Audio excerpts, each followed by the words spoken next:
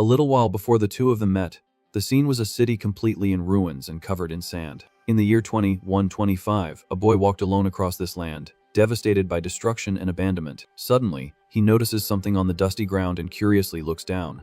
Crouching down calmly, the young man picks up a human skull that was almost completely buried in the dry earth. Faced with that bleak vision of his world's fate, the boy lets out a tired sigh. He then confirms that there are no humans left in this city either.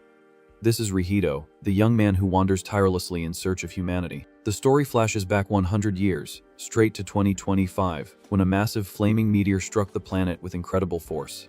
Although the initial impact in the forest didn't cause major structural damage, the real threat was just getting started. It was from that crash that the world's true nightmare began. Initially too small to be seen with the naked eye, countless extraterrestrial microbes began to multiply and severely mutate within the flesh of living things. A dark and sinister energy started to emanate from within the enormous impact crater. Soon after, monstrous claws broke through the rocks and emerged from the depths of the earth. Those grotesque things, which would later be called aliens, took the form of horrifying beasts of a completely unknown nature. Without wasting any time, the horde of monsters began a merciless invasion of the cities, spreading fire and destruction.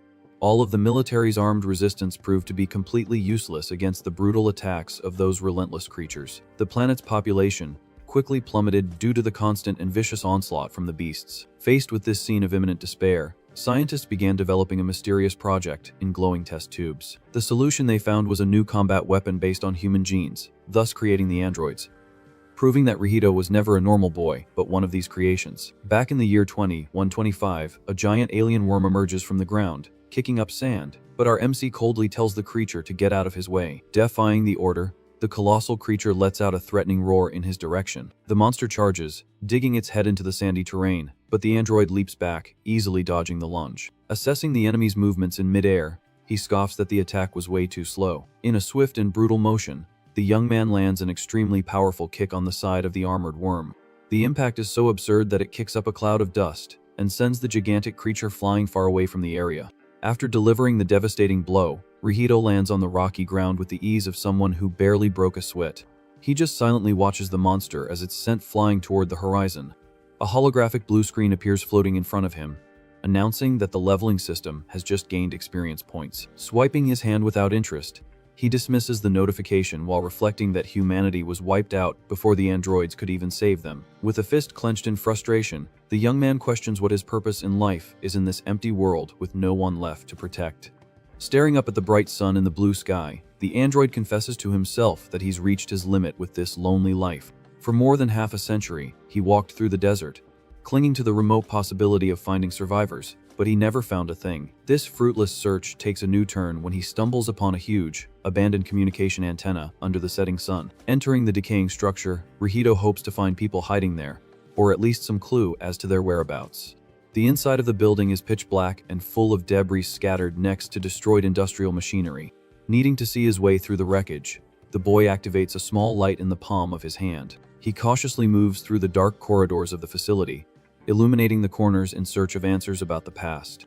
His lonely footsteps echo down the dark staircase, covered in accumulated dust and forgotten memories. Finally reaching a large, round control room, he curiously observes the number of broken computers. Analyzing his surroundings, he quickly notes that this type of advanced monitoring center is a very rare find. Just then, a specific device on a desk emits a faint light, instantly drawing his gaze to the glow. Picking up the old cell phone, the android realizes it still has power and speculates about the chance of it connecting to a distant network. The smartphone screen displays an open messaging app interface, proving the boy's theory that it's working. Determined to try and contact someone, he goes along with the idea and starts typing on the digital keyboard. Looking at the bright phone screen, the young man is impressed, commenting that the device has tech features he's never seen before. Not wanting to waste this unique opportunity for communication, he decides to put the device in his jacket pocket just in case. The simple decision to take the phone from that base would drastically alter the entire course of planet Earth's destiny. With no idea of the monumental impact of his actions, Rihito concludes that he's done searching and it's time to head back to his camp. The young man wanders through the rocky desert again as the darkness of night dominates the inhospitable landscape. Suddenly, the ground starts to shake again, and the same giant worm resurfaces menacingly, making the boy scoff and ask if this thing is the area boss. The beast's relentless persistence finally exhausts what little patience our protagonist had left. Concentrating an absurd amount of energy in the air around him, he decides to show the creature a fraction of his true combat power. A small, highly destructive sphere of light begins to condense in the palm of his outstretched hand. With a cold and merciless look, the android tells the creature to eat this. He activates the Destar cannon technique, firing a gigantic beam of blue energy that tears through the desert darkness in a straight line. The power level of the luminous ray is so overwhelming that it hits the monster head on, obliterating part of its body in an instant. After incinerating the beast, he sarcastically apologizes, claiming the monster just became his EXP, and then the narrative cuts back to the year 2025. In the prosperous city of Tokyo, a young woman sleeps peacefully on her stomach in the comfort of her moonlit room. The comforting silence of the early morning is broken when a cell phone starts vibrating on the mattress, grabbing her attention. Hoshina, an ordinary high school sophomore, wakes up confused, wondering who would be texting her at such a ridiculous hour. Reading Rihito's unusual text asking to be her friend and mentioning his height and combat skills, the girl sighs, thinking it's just some annoying spam from a dating app. Suddenly, the screen of the phone Hoshina ignored begins to emit a strong, magical glow in the dark room. The sudden flash startles the student, who recoils in terror, not understanding the source of the luminous anomaly. A huge beam of light completely envelops the girl, and she screams in panic as she's pulled straight into the sky through her ceiling. The teleportation ends abruptly with the young woman falling hard, face down, on solid rock.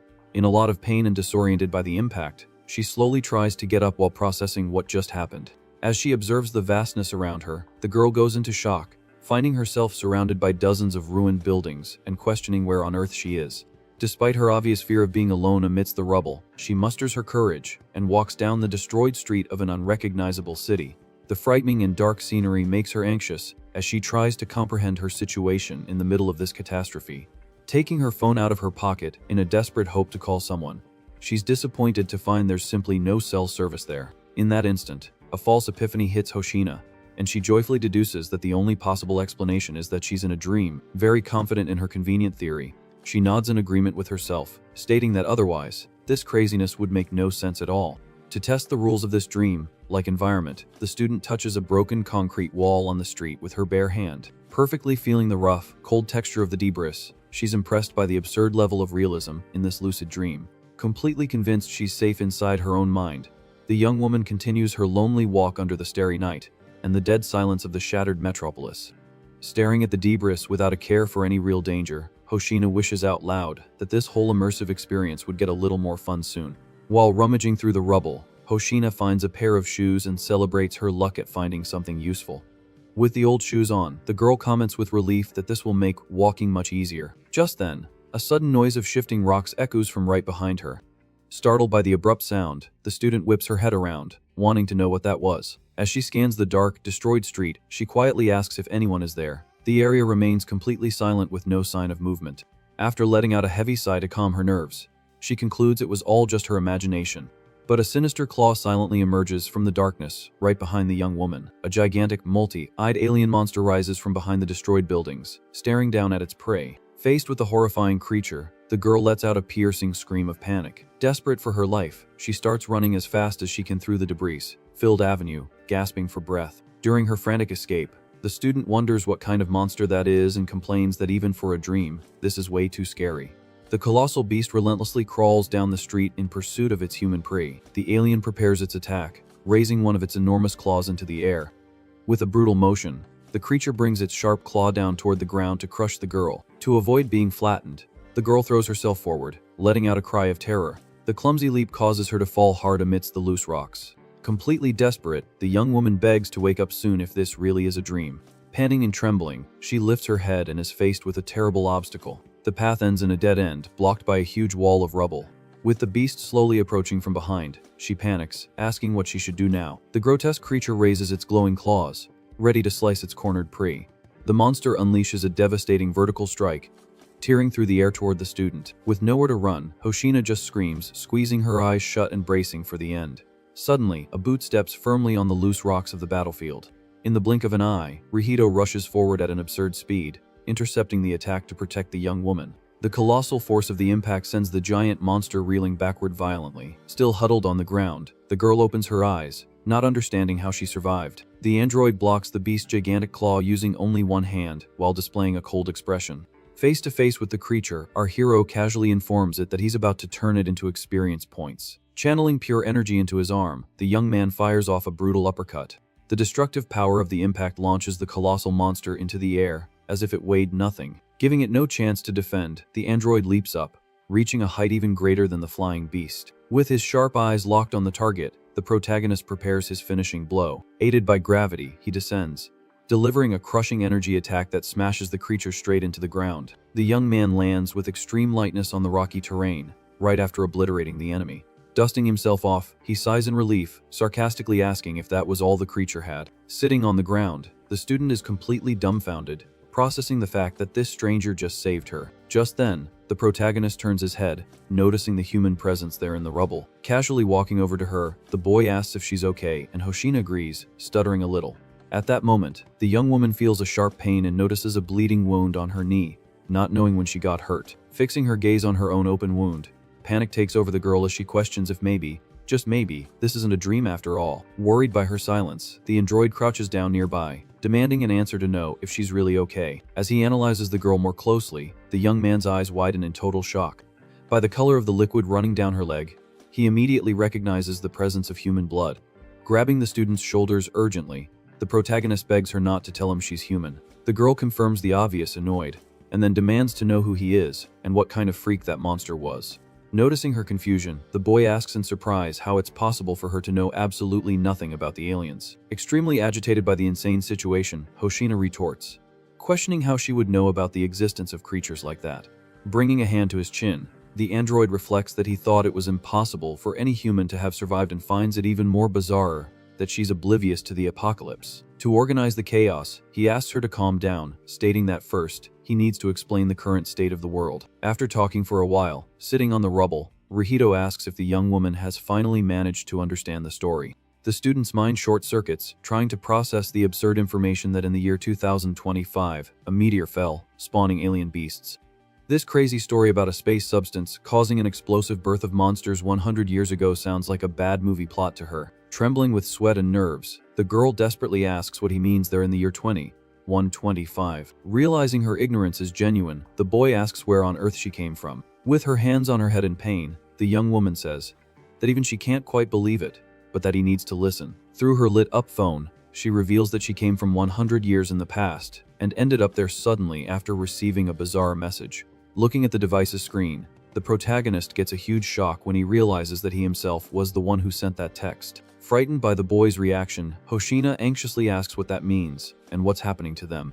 The android backs away a little, honestly stating that he has no idea how to solve this. With a serious expression, the young man points out that there's at least one thing he's absolutely sure of now. Eager for any crumb of an answer, the student immediately asks what he discovered. Standing before the girl, the protagonist bluntly reveals that she has just traveled straight into the future. Due to that absurd realization, Hoshina's eyes widen in shock, hoping this is all just a bad joke. Far away, the narrative shows an imposing alien base full of sinister technology, glowing in the darkness under the starry sky. Inside this space fortress, immense holographic screens display real-time simulations of galaxies and planets. A mysterious hooded humanoid being cracks a malicious smile upon noticing an anomaly on the monitors. With his sharp, clawed hand, the villain manipulates the luminous data floating in the air. Watching the hologram of the solar system, the alien states out loud that he can clearly see a distortion in space-time.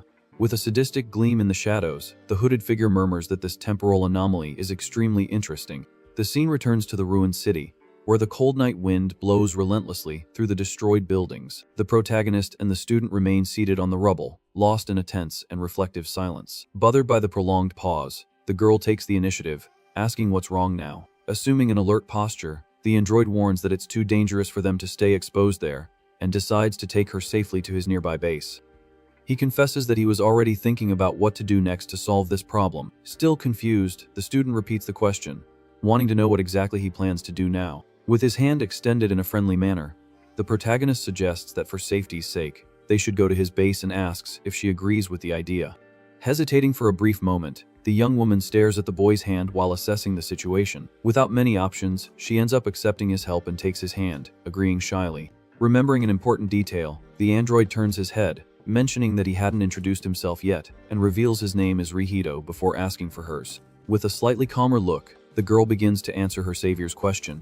During their walk under the starry sky of the ruined city, she reveals her name is Sina, receiving a gentle compliment from the boy about her name. The two continue their journey, clearing a path through the heavy debris, blocking the destroyed streets. A short time later, physical exhaustion begins to take its toll, and the student lets out a breathless sigh as she struggles to walk. Observing the desolate landscape around her, the young woman reflects, amazed and terrified at the same time, to be 100 years in the future.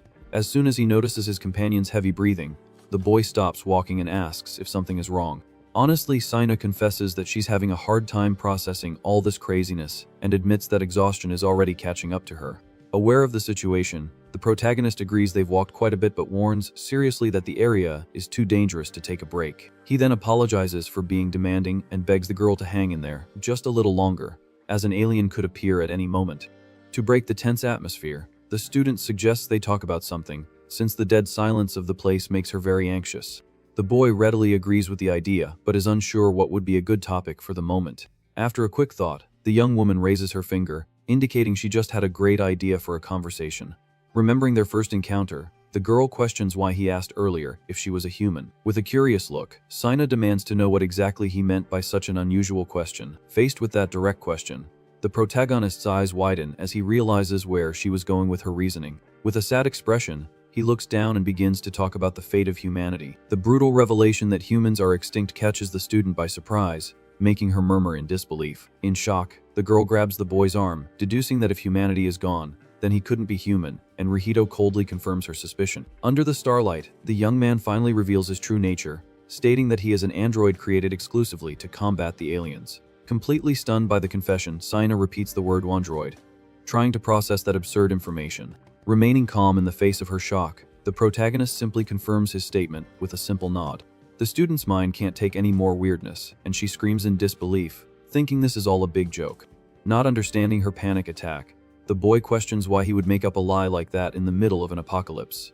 Desperate and clutching her head, the young woman laments ending up in such an insane place, and tearfully begs to go back to her normal world. Right after the girl's desperate outburst, they finally arrive in front of a decaying building, and the android announces they've reached their destination. Pointing to the dark entrance of the structure, the protagonist invites the young woman inside, telling her not to be shy. In the middle of the place's dark corridor, the student lets out a groan of discomfort due to the creepy appearance of the environment. Due to the lack of light, she ends up tripping into the boy's back and lets out a small yelp of surprise. To avoid further accidents in the dark, the boy activates his hand. Light and illuminates the path through the abandoned facilities. As soon as they arrive in a room that, ironically, looks quite tidy, he assures her the place is safe, despite being a bit messy from his absence. Showing hospitality, the young man points to the furniture in the center of the room and offers the couch for his guest to rest. Still wary of everything that has happened, Sina observes the seat in complete silence, debating whether she should really relax there. She runs her hand over the upholstery to check its condition and murmurs with resignation that she'll accept the invitation to sit. The impact of her body on the furniture raises a dense cloud of dust, making the girl cough and complain about the accumulated dirt. Despite the dust, the comfort of the couch wins out, and the student throws herself back, relieved to finally be able to breathe calmly. The piece is short, lived as anxiety once again takes over her mind with questions about her own future and the real fear of suffering another monster attack. At that exact moment of dramatic tension, the girl's stomach rumbles aggressively, completely breaking the mood with a clear warning of hunger. Suddenly, the room door opens, making the young woman jump in fright on the couch, thinking the danger had returned. To her relief, it's just the protagonist entering the room carrying a covered tray and apologizing for the delay. Relieved that it's not an imminent threat, the student exhales, regaining her composure. He carefully places the tray on the small table and mentions he brought food, figuring the girl would be starving after the long walk.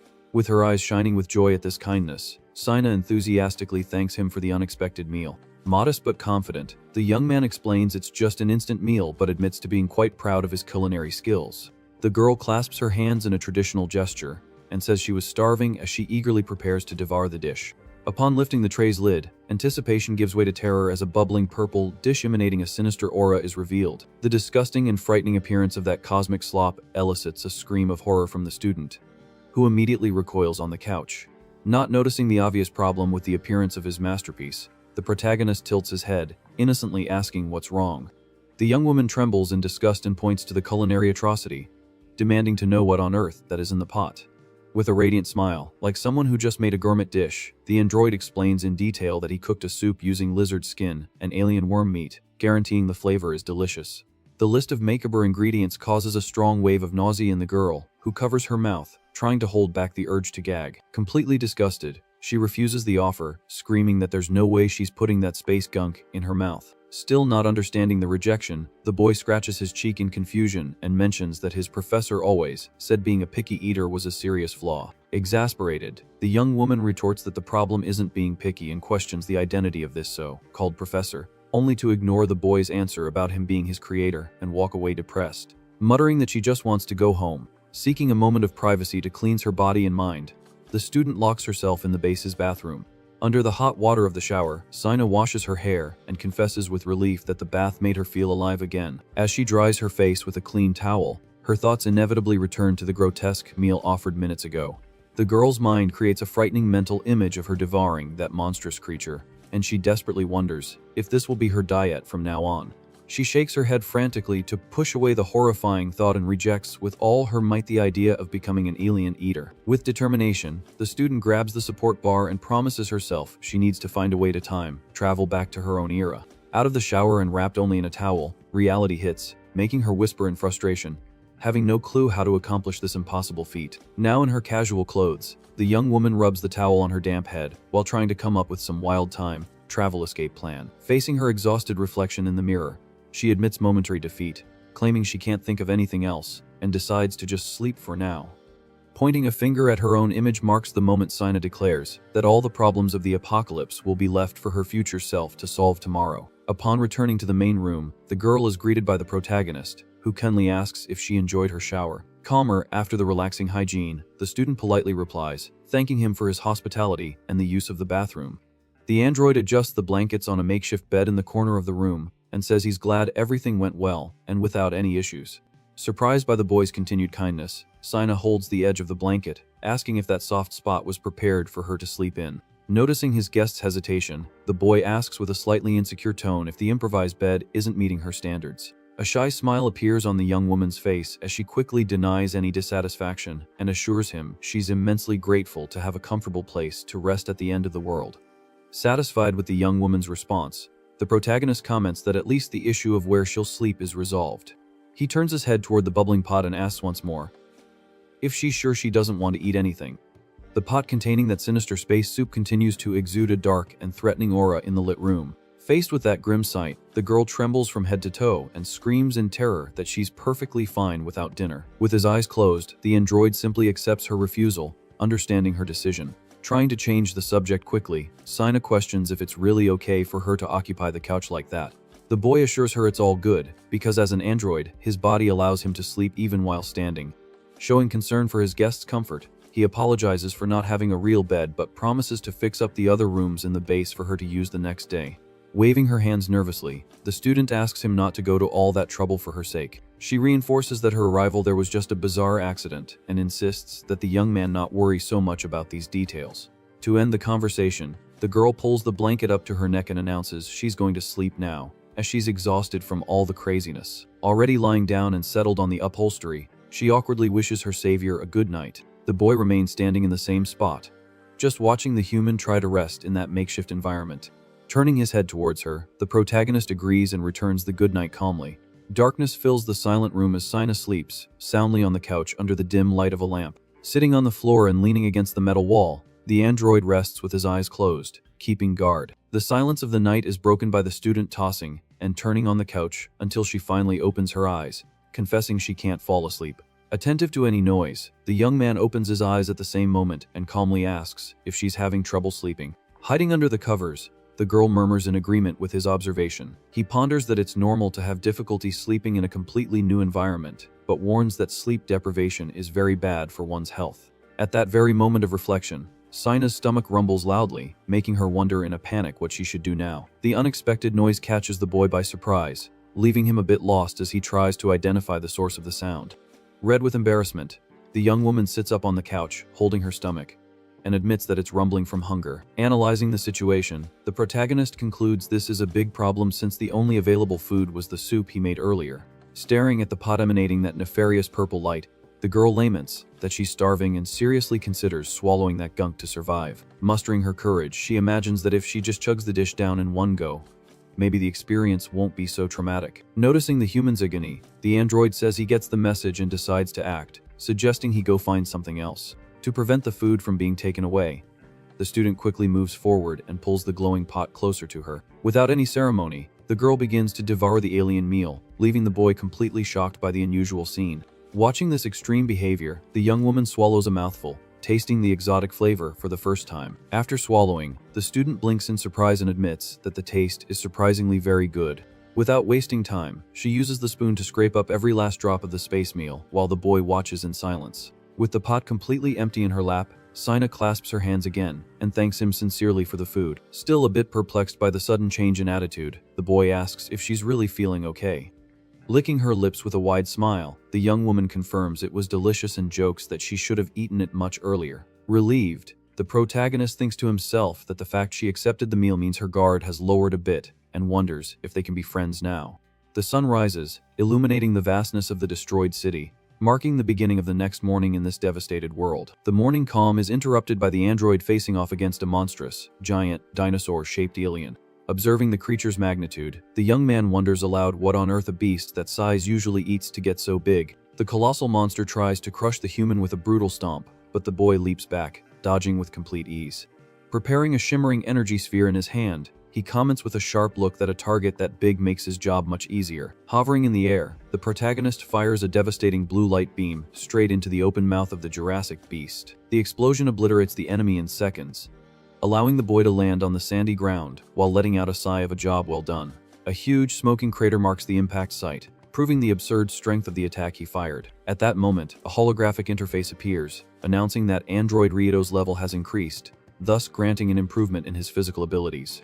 Staring at the floating blue screen, the boy notes that just leveling up doesn't grant special abilities, proving he still has a long way to go. Clutching his clothes with determination, he promises that one day he will defeat the villain Grazes to avenge his professor, and for that, he needs to get much stronger. Changing his posture and clenching his fist with excitement, the young man declares that before that, he needs to focus on collecting fresh ingredients to cook an even better dish for Sina.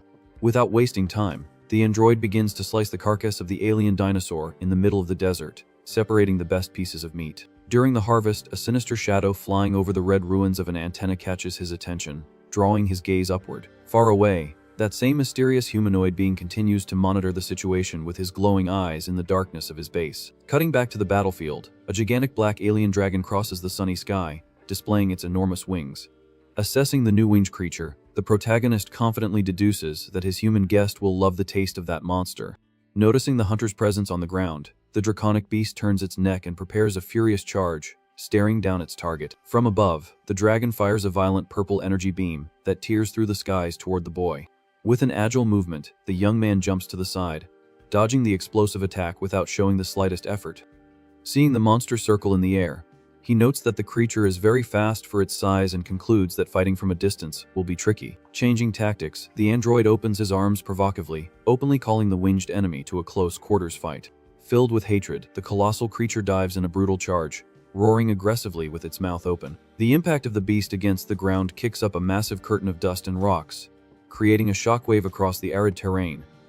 When the dust settles, the boy is revealed to be holding the giant monster's beak with just his bare hands, digging his fingers into the creature's scales. Demonstrating absolute superiority, he coldly states that at such a short distance, the creature's speed is useless. Using the raw strength of his robotic body, the young man spins the colossal dragon and slams it violently against the stone ground, ending the confrontation. Already walking with the beast's carcass slung over his shoulder, the protagonist stops in his tracks when he notices the sudden presence of someone on the horizon. Staring at a blonde, uniformed android, he asks gruffly what that guy is doing in his area. The newcomer calmly explains that he just detected the sound of a battle nearby and decided to investigate the source of the noise. Observing the dead dragon being carried, the blonde man mockingly asks if Rihito is still wasting his time on this endless hunt for aliens. Firm in his purpose, the boy defends his actions, arguing that hunting monsters is exactly why they were originally created. With an ironic smile and a gesture of his hand, the rival scoffs at this logic, asking what the point is of protecting a world where humans are already completely extinct. Hearing the mention of humans, the protagonist's eyes widen, on the verge of revealing the recent existence of a survivor. The image of Sina's face flashes through his mind, making him swallow his words for fear of putting the girl in danger in the hands of strangers if the secret got out. Noticing the hesitation and suspicious silence, The blonde android furrows his brow, demanding to know what he was about to say. Looking away to hide the truth, the young man plays it off, claiming it was nothing important and that he was just thinking about his next tactical moves. Turning to leave, the visitor scoffs, recommending moderation in his fights, and warns him not to come crying if he ends up attracting the attention of the alien leader, Grazes. As he watches the other android walk away through the sandy ruins, Rihito clenches his free fist tightly, suppressing his own frustration. Analyzing his own condition, Rihito comes to the conclusion that he is still too weak and needs to keep getting stronger no matter what. A deafening roar shatters his line of thought, and the boy turns his head in alarm at the dust rising into the air. The brutal impact makes the ground tremble intensely, causing the android to take a few steps back and anxiously ask what on earth that was. In the middle of the cloud of sand and loose rocks, a grotesque horned humanoid silhouette reveals itself, observing the young man from above. It was the same mysterious alien from the base, now standing in the desert, displaying its monstrous appearance. Recognizing the imminent danger, the protagonist grits his teeth and mutters the enemy's name, his eyes overflowing with hatred. A dramatic flashback appears in his mind, showing this exact hooded monster piercing the chest of a scientist in a white lab coat in a burning laboratory. Hatred takes over the android, and he charges forward, unleashing a ferocious attack, screaming and accusing the creature of being the one who murdered his beloved professor. In a frantic impulse, the boy delivers a brutal energy-infused punch aimed directly at the humanoid beast's torso with all his might. However, the creature just raises one of its hands and blocks the devastating blow with absurd ease, making Rito's eyes widen in complete shock. Refusing to accept the power difference, the young man unleashes a frantic barrage of energy-infused punches and kicks, screaming in frustration. A huge curtain of dust covers the battlefield as the protagonist realizes with despair that the monster's armored skin hasn't suffered a single scratch. Completely unharmed and unfazed, the alien looks down with contempt at the panting boy and asks in a dry tone if that was all the hunter had to offer. The initial shock of hearing the beast speak is enormous, but the boy soon deduces that this monster must be a very high-ranking alien to possess human-level intelligence. Summoning his maximum power, the android accumulates a massive amount of blue energy in his hands and announces that he's about to show his final move. The flash of the Death Star cannon dominates the scene, firing a destructive beam of pure concentrated power. When the intense light subsides, the alien remains in the same spot, with only a little smoke rising from its body, showing no apparent injuries. The protagonist's mind goes blank, and he mutters in disbelief that it's impossible for even his most powerful technique to have failed. Faced with the useless attack, the horned creature cracks a wide, sadistic smile, showing sharp teeth as it clenches its fists. Prepared for the worst, the young man assumes a defensive stance, telling himself that the monster's counterattack is coming. In a split second, the beast charges forward and lands a direct, brutal punch to the android's face, sending his body flying. The boy's body bounces across the desert rocks until it slams violently against a rock structure, letting out an agonizing groan of pain. Slumped on the ground with blurry vision, he hears the heavy footsteps of the enemy slowly approaching while listening to the monster's ironic praise, stating that he's a little better than the others of his kind. Badly injured, the boy tries to focus his eyes on his tormentor and watches the villain stop right in front of him, shrouded in dust. With an arrogant posture, the alien declares that he liked the young man's audacity and tells him to get stronger to challenge him again and cry once more. The boy's body loses its strength and collapses onto the sand as he uselessly tries to reach out to the departing beast, and his consciousness finally fades. The narrative cuts to the room in Rihito's base, revealing the morning silence illuminating the mess inside. Still lying on the couch, covered up to her neck, Sina comments that the boy was already gone when she woke up and idly wonders when he'll be back from his mission. Without any warning, the girl is suddenly enveloped by the same intense magical glow that brought her to this apocalyptic future, making her scream, not understanding what was happening. The flash of light blinds her, and in an instant, the student is thrown through the ceiling, landing right back in the comfort of her own bed in the year 2025. Stunned by the sudden landing, the girl blinks a few times, processing the familiar environment around her. As she sits up and observes her tidy desk, she realizes with relief that this is indeed her room. The young woman sits on her bed and looks around anxiously, questioning herself if she had really returned, and if perhaps it was all just a very realistic dream. However, upon checking her phone screen, she reads Rito's messages and sees that the device still displays their conversation, confirming that the entire apocalyptic adventure was real. Staring at the digital keyboard, she reflects that if she tries to reply to the message, logic says she shouldn't be teleported back to the dangerous future. The girl hesitates, sitting on the mattress alone in the silent room, waiting for some magical phenomenon to occur again. Overcome by an anxiety attack, she throws the phone on the bed and slaps her own forehead, stating that just being back home is reason enough to celebrate. After calming her nerves, She hugs her knees in a reflective posture, remembering her journey 100 years into the future. To hide the guilt of leaving her savior alone, she nervously wrings her hands while insisting out loud that she doesn't miss the android or anything like that. The cell phone on the mattress vibrates, interrupting her train of thought and displaying the time on its lit screen. Curious, she immediately picks up the phone with a smile, thinking it's a message from Rihito. The notification reveals just a simple text message in the app, sent by her mother. Utterly disappointed, Sana lets out a heavy sigh and throws herself back on the bed, complaining about her own frustrated expectations. Reading her mother's text demanding she come home, the girl quietly asks herself what on earth she was expecting to find there anyway. Only then does her brain put the pieces together, and panic resurfaces as she reads her mother complaining that she had slept out without notice again. Leaving her room with the phone in hand, the student breathes a sigh of relief that at least her mom didn't make a huge scene about her disappearance. Standing in front of the living room door, she shrugs, trying to come up with a good excuse to justify where she spent the entire night. Mustering her courage, the young woman pushes the door open and announces her arrival with an awkward smile, trying to soften the impending lecture. At the entrance of the house, Sina's father is putting on his shoes and turns to greet his daughter with an expression that says he's already expecting an explanation. Putting his keys aside, the older man comments in a serious tone that her mother was quite worried about her being away all night yesterday without any news. Awkwardly rubbing her cheek, the girl tries to dodge the question, vaguely stating that a lot of things happened. A flash of memory appears in her mind, where images of graphs about time travel research flash by without making much sense to her layman's brain. Due to this confusing memory, the young woman concludes that the best alternative would be to talk to her father about the text on her phone before it's too late. Extending the cell phone toward her father, she stutters a bit and asks him to read the messages, affirming that all of it really happened. In parallel, the narrative returns to the ruined future, where night has completely covered the scene of total destruction under the starry sky. Gravely injured from the fight with the horned monster, Rihito leans against the metal wall of his base, cursing his own pain. Dragging his feet, the panting android quietly announces that he's finally home, as if to justify his prolonged absence. Upon entering the main room, however, he finds it completely dark and empty, with the blankets on the couch untouched, prompting a confused murmur from the boy as he calls out for Sina. The protagonist's worn and broken body reaches its limit, and he begins to collapse onto the cold floor of the room due to his internal injuries. The fall is violent, causing the young man to hit his face on the floor along with his cell phone, which slides across the room with its screen faintly blinking.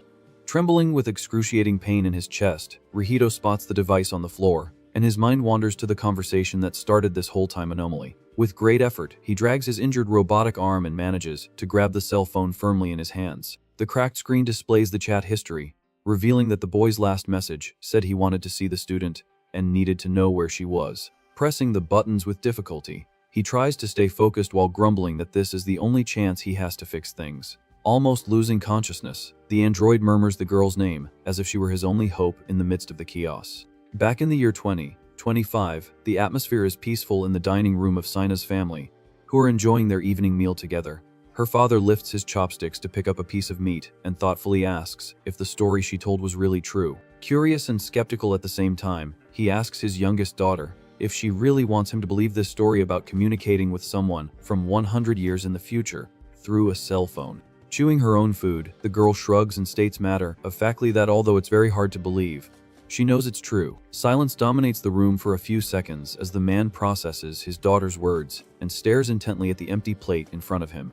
Breaking the tense mood, the father suggests that he could keep her phone for a while to investigate the situation better. The girl's pink device rests alone in the center of the table as the student ponders if this would be a smart decision right now.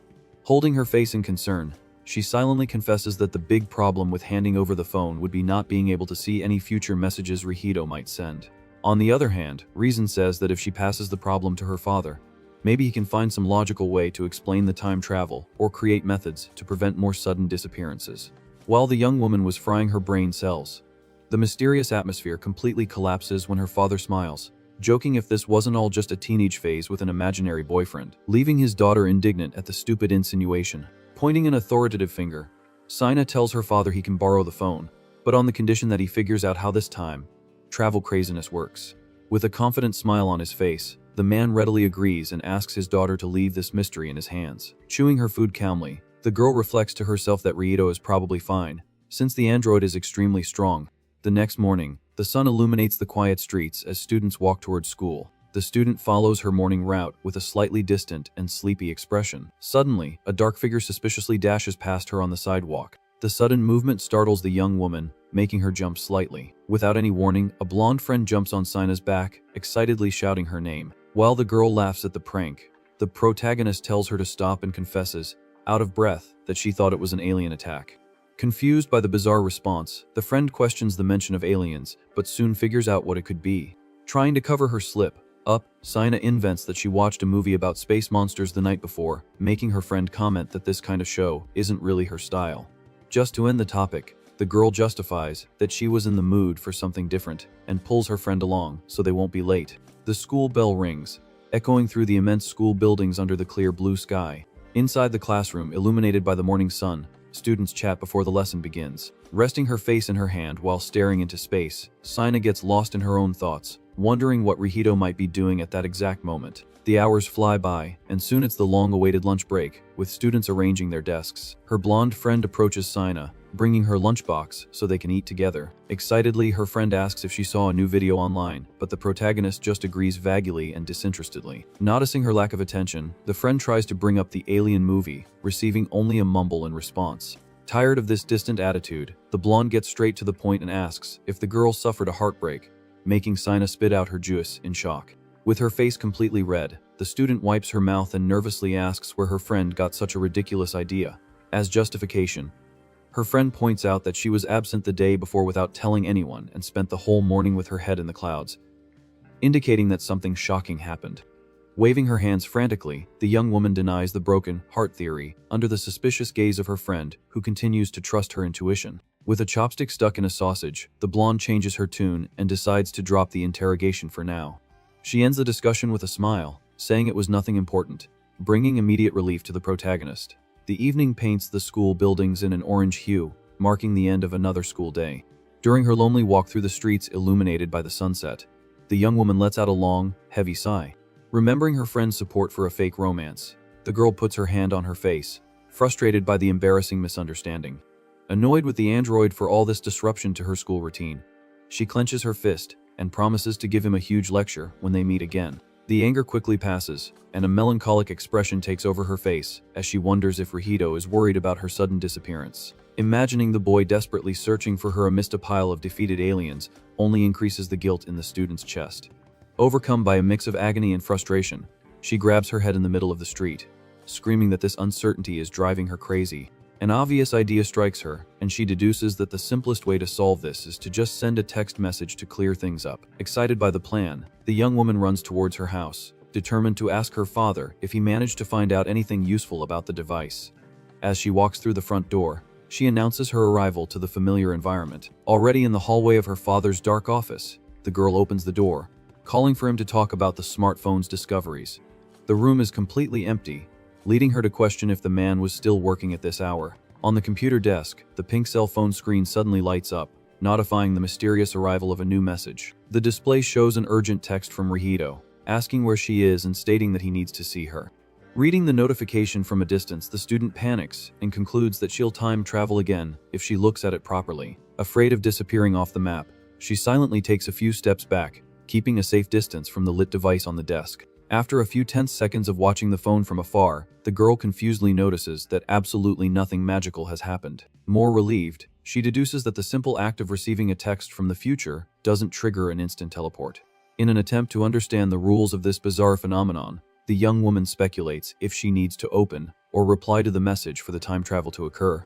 Holding the device firmly with a determined expression, she reflects on what would be the smartest course of action in the face of this dangerous dilemma. Shaking her head to banish the crazy ideas, she scolds herself for even considering going back to an extremely lethal place. The harsh reality hits her hard, reminding her that this monster-ridden, desolate world in the year 2125 is humanity's terrible future. In the darkness of the office, Sina realizes with a heavy heart that if nothing changes in the present, everyone on the planet will end up gone. A spark of courage crosses her thoughts, shifting her focus from pure fear to a real possibility of trying to fix things. The girl realizes that if she can learn more about the apocalypse, it might be possible to prepare humanity in advance and prevent that global tragedy. To justify her own audacity, she tries to convince herself that she should return at least one more time, just to say a proper goodbye to the sad boy who saved her. Completely decided, the student quickly types a text asking him to send her one more message. Pressing the send button in the app, the young woman silently prays that her words can cross the barrier of a century. In the devastated future, Rihito is still lying completely unconscious on the metal floor of his base's room. The protagonist's body remains motionless after the beating, while his cell phone rests inactive a few inches from his fallen hand. Slowly, the boy's consciousness begins to return, and he lets out a low groan of pain as he tries to force his body to move. Placing a hand on his aching head, he sits up on the floor with great difficulty and observes his surroundings, trying to remember how he got there. The brutal memories of the combat return in a flash, bringing the vision of the hooded alien and the harsh realization that he had been humiliatingly defeated. Overwhelmed by absurd frustration, the young man punches the floor violently, cursing the situation. Sunk in the feeling of powerlessness from when he was face to face with his creator's murderer, the android lowers his gaze, accepting his own failure and weakness. With his pride wounded and his body damaged, he grits his teeth, declaring that his current power level is still utterly useless. Standing again, the protagonist establishes that he desperately needs to level up, because without defeating that monstrous lackey, it would be impossible to beat the invasion leader, Grazes. The sharp sound of a notification cuts through the facility's silence, accompanied by the sudden glow of the cell phone screen lying on the rocks. The unexpected light immediately draws the young android's gaze downward. With a cautious movement, he picks up the device, wondering in amazement who could be sending something in this situation. The display then reveals Sina's unusual request, begging for a new text message from him. Without understanding the exact logic behind the request, the boy tilts his head in confusion, trying to guess the human's objective. With his eyes fixed on the screen with extreme seriousness, Rihito tries to come up with a relevant topic to reply with that would make some sense to her. In the year 2025, the student waits anxiously, kneeling on an armchair in the dimly lit room. The excessive delay in the response makes the girl restless, causing her to nervously swing her feet in the air as she waits for a sign. Finally, the app's characteristic ringtone sounds, breaking the torturous silence. A radiant smile forms on Sina's face as she joyfully celebrates the arrival of the long-awaited temporal message. However, her joy gives way to deep confusion when she reads the boy's direct and random question. "Do you like androids?" Before she could process the bizarre meaning of that question, the device explodes in a blinding magical flash, making the young woman scream in terror. Completely swallowed by the blue beam of light, the student is violently pulled through a vortex in space-time, falling aimlessly straight into the dangers of the apocalyptic future once again. The setting sun illuminates the scene of destruction as the girl appears in the middle of the dust, confirming that the time travel happened again. With the impact of the landing, she falls awkwardly onto a metal structure, letting out a groan of pain. Observing the rubble under the orange light, she confirms to herself that this wasn't a dream, and that she really did return to the future. Despair quickly takes over as the student notices she didn't appear in the same place as before and wonders where Rihito's base would be. Letting out a heavy sigh, she figures complaining won't do any good and decides to look for a familiar place, hoping the boy is also looking for her. The darkness of night dominates the city as the young woman walks alone over the fuselage of a destroyed ship. Physical exhaustion takes its toll, causing the girl to stop walking to try and catch her breath, panting. Reflecting on her own choices, she wonders if coming back was a terrible idea, and what she would do if she couldn't find the android. Suddenly, a loud noise of falling metal echoes right behind her, breaking the tense silence. With an apprehensive look, she tries to convince herself it was just a piece falling on its own in the wreckage. The next instant, a mysterious hand touches her shoulder in the pitch darkness. Terrified by the sudden contact, the girl lets out a piercing scream of pure terror. Trying to break free at all costs, she struggles violently, demanding the intruder let her go. To her surprise, Rihito's familiar voice asks her to calm down as he holds the young woman's arm firmly. Recognizing her savior, she immediately stops struggling and looks back, still a bit confused by the situation. The android appears, illuminated by the moonlight, holding the girl with an exhausted expression. Her eyes widen as she confirms it's really her friend there in front of her. Greatly relieved, the student collapses to the ground, thanking the heavens for finally finding him. Kneeling in front of her, the boy says he should be the one saying that, as he was worried sick, not knowing where she had gotten to. Observing the injuries on his body, the young woman tries to form a sentence. Interrupting her, he suggests they talk more when they get back to the base. Without giving her a chance to refuse, the boy lifts the human into his arms with the greatest of ease. Completely caught off guard, the girl's face turns red, and she lets out a confused murmur. Holding her firmly, the protagonist simply announces they're leaving now. In an explosive movement, he darts across the uneven terrain, kicking up dust and leaving the ruins behind. The absurd speed of his run cuts through the night air as they leap over the wreckage. Due to the strong wind hitting her face, the student has to squeeze her eyes shut. With a gigantic leap, the android crosses a chasm between structures under the bright glow of the full moon. Opening her eyes, the girl observes the night landscape from high above and comments in awe about the incredible view. Keeping his focus on the path, the young man gives a small smile upon noticing his passenger's excitement. Now safely inside the base, the girl relaxes on the couch while the boy listens, leaning against a bookshelf. She finishes her explanation, telling him that's exactly what happened when she returned to the past. Absorbing the information, the android concludes that she received his message and was pulled back here. Showing him the phone screen, the young woman asks what he was thinking, sending that text asking if she liked androids. Sitting on the edge of the table, he ignores the embarrassing question and speculates that there must be specific rules for this time travel. Gesturing intelligently, he elaborates on his theory. When a message arrives and she views it, the teleportation happens, and the duration in the future is 24 hours. The student agrees with the logic, pointing out that it really has been that much time since she went back home. After solving the mystery, a silence falls as the boy just stares intently at the human. Bothered by his intense gaze, she asks if there's something on her face. With a gentle smile, the protagonist deduces that if she sent a message to come back, it's because she wanted to see him too. The direct statement makes the girl's face burn with embarrassment instantly. Waving her hands desperately, she denies the claim, shouting that she just wanted to understand what was happening to her own body. The harsh response shatters the boy's expectations, and he immediately deflates with a look of pure disappointment. Noticing she hurt the android's feelings, the young woman tells him to stop with the lost puppy face, because it's making her feel guilty. Regaining his spirits in the blink of an eye, he smiles excitedly, remembering that at least they'll have the next 24 hours together. Not knowing how to handle all that energy, the student just agrees awkwardly. Very excited, the boy suggests they just sleep for now and think about a plan the next morning. Pointing to the soft furniture, he says she can use the couch as a bed again. Standing in the middle of the room, he waits for her response, while the girl finally pays attention to the deplorable state of his clothes and face. Narrowing her eyes suspiciously, she questions why he's so beaten up. She points a finger, accusing him of not even taking care of his own wounds, and the boy plays it off, saying he didn't have time for that. Taking the initiative, the young woman orders him to get a first aid kit so she can bandage him up herself. The scene cuts to the student cleaning his wounds with cotton and medicine. As she applies antiseptic to his arm, she asks him to be honest and tell her what he's been up to. Avoiding eye contact, the protagonist lies, saying it was just a standard alien hunt, and tells her not to worry about it. Seeing through the obvious lie, she shoots him a death glare, showing she didn't believe a single word. Clearing his throat to change the subject, the boy shyly asks if he could call her here again in the future. The sudden question catches the girl off guard, making her look up in confusion. Finishing the bandage, she grumbles that they just figured out the time travel rules and questions if he's going to ignore the risks.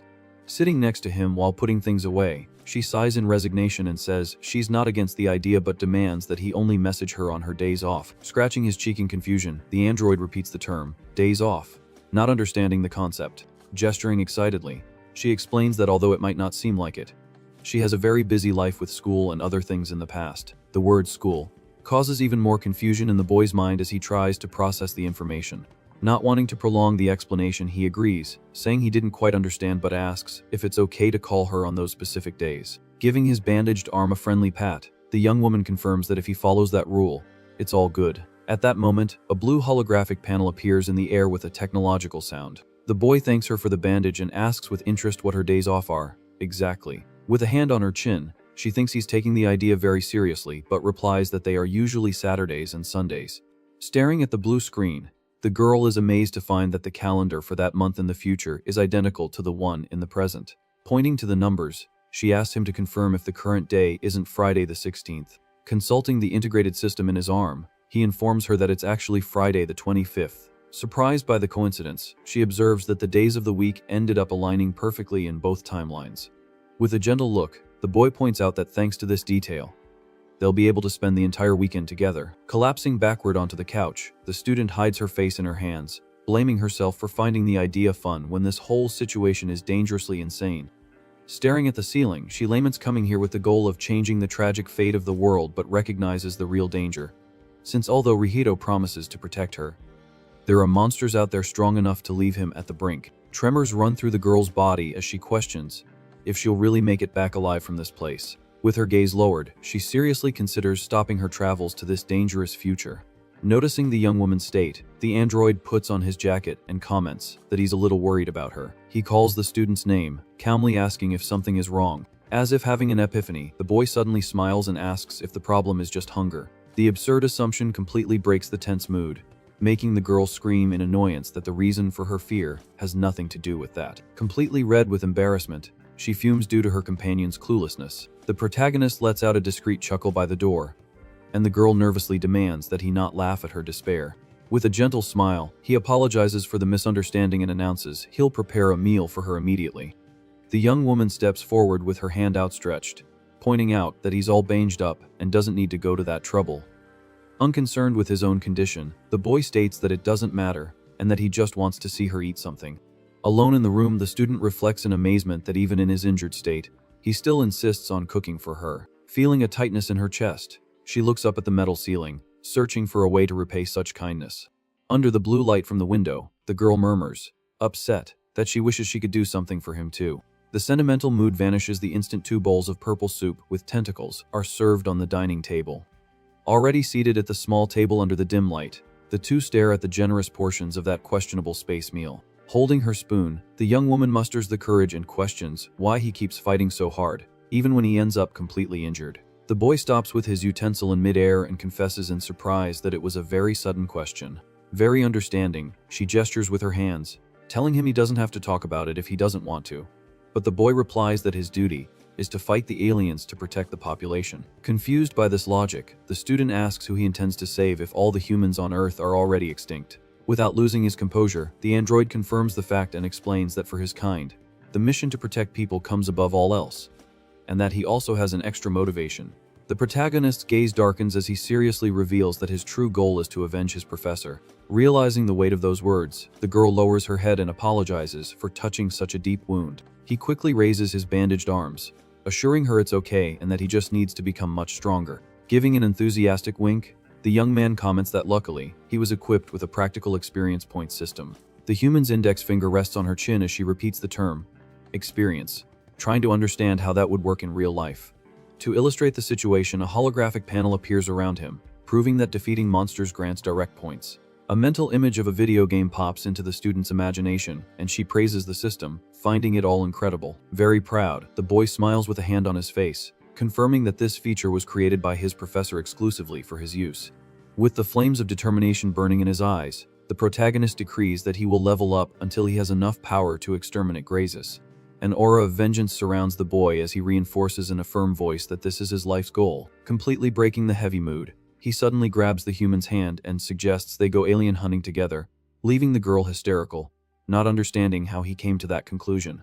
Forced to walk through the sandy ruins, she listens to her partner argue that since she traveled to the future, it would be better to take a walk than stay cooped up in the base. Chewing on the tip of her spoon, the young woman narrows her eyes and points out the obvious, reminding him that the world out there is a lethal minefield. Beating his own chest with blind confidence, the android guarantees that no matter what happens, he won't let any harm come to her. Despite the heroic promise, the girl crosses her arms, still very hesitant about becoming monster food. With a bright look and an encouraging smile, the boy insists on the invitation, calling her name very excitedly. Worn down by exhaustion and his insistence, the student puts her hand to her forehead and sighs, finally agreeing to accompany him on the journey. A burst of happiness hits the boy, who raises his arms, celebrating the success of his risky proposal. Hiding his own intentions, the protagonist smiles, satisfied to have read an old book on how to make friends, and internally celebrates the chance to show her his cool side. Resigned to her own fate, the girl lets out a sigh and warns in a dark tone that if she ends up a goner, she'll come back to haunt him. With unshakable tranquility, he simply replies that it will never happen. The duo then begins their trek through the giant rocks of the canyon under the clear sky of that devastated land. Suddenly, a loud noise of sliding rocks echoes from above, making the human jump in fright and let out a small scream. Staring at the small landslide, the boy finds his partner's panic amusing and mockingly says it was just normal debris and that she doesn't need to be so jumpy. Furious at the joke, the student points a finger in her companion's face, yelling that he might be used to this nightmare, but she loves with her nerves on edge, expecting an attack at any second. Pounding his fists firmly, he tries to calm the situation, repeating the promise that he will act as a perfect shield. With a tearful expression, the young woman murmurs that she understands his strength, but that doesn't negate the terror she feels. Stomping away angrily, she turns her back on her partner, grumbling that he should have more consideration for the feelings of normal people. The android gets a sweat drop on his head, completely confused, trying to process the practical meaning of the term, people's feelings. The exploration continues through the rocky canyon, where only the dead silence of the destroyed city keeps the two company. No matter how much they walked through the rocky terrain, the only available view was that of an endless desert covered in rubble. The local fauna was limited to a few small rats scurrying through the debris, melancholically proving that humanity had vanished from the map. Observing the empty vastness, the girl quietly states that humans were really wiped from existence, receiving only a silent confirmation from the boy. Staring at the vastness of the blue sky, she clenches her fists with determination and promises herself that she will change this dark future, no matter the cost. This newfound courage is immediately tested when a frightening growl emerges from the shadows in the nearby ruins. A huge alien wolf covered in purple crystals leaps out, roaring furiously at the intruders. Panic takes over the girl, who retreats, letting out a scream of terror as she faces the wild beast. With perfect reflexes, Rihito pulls the girl by the arm, getting her out of the path of the deadly blow. The monster's sharp claws slash through the air, passing just inches from the student's face while the android keeps her safe under his protection. Holding the human against his chest, the protagonist fixes a murderous glare on the creature and assures her in a low voice that everything is under control.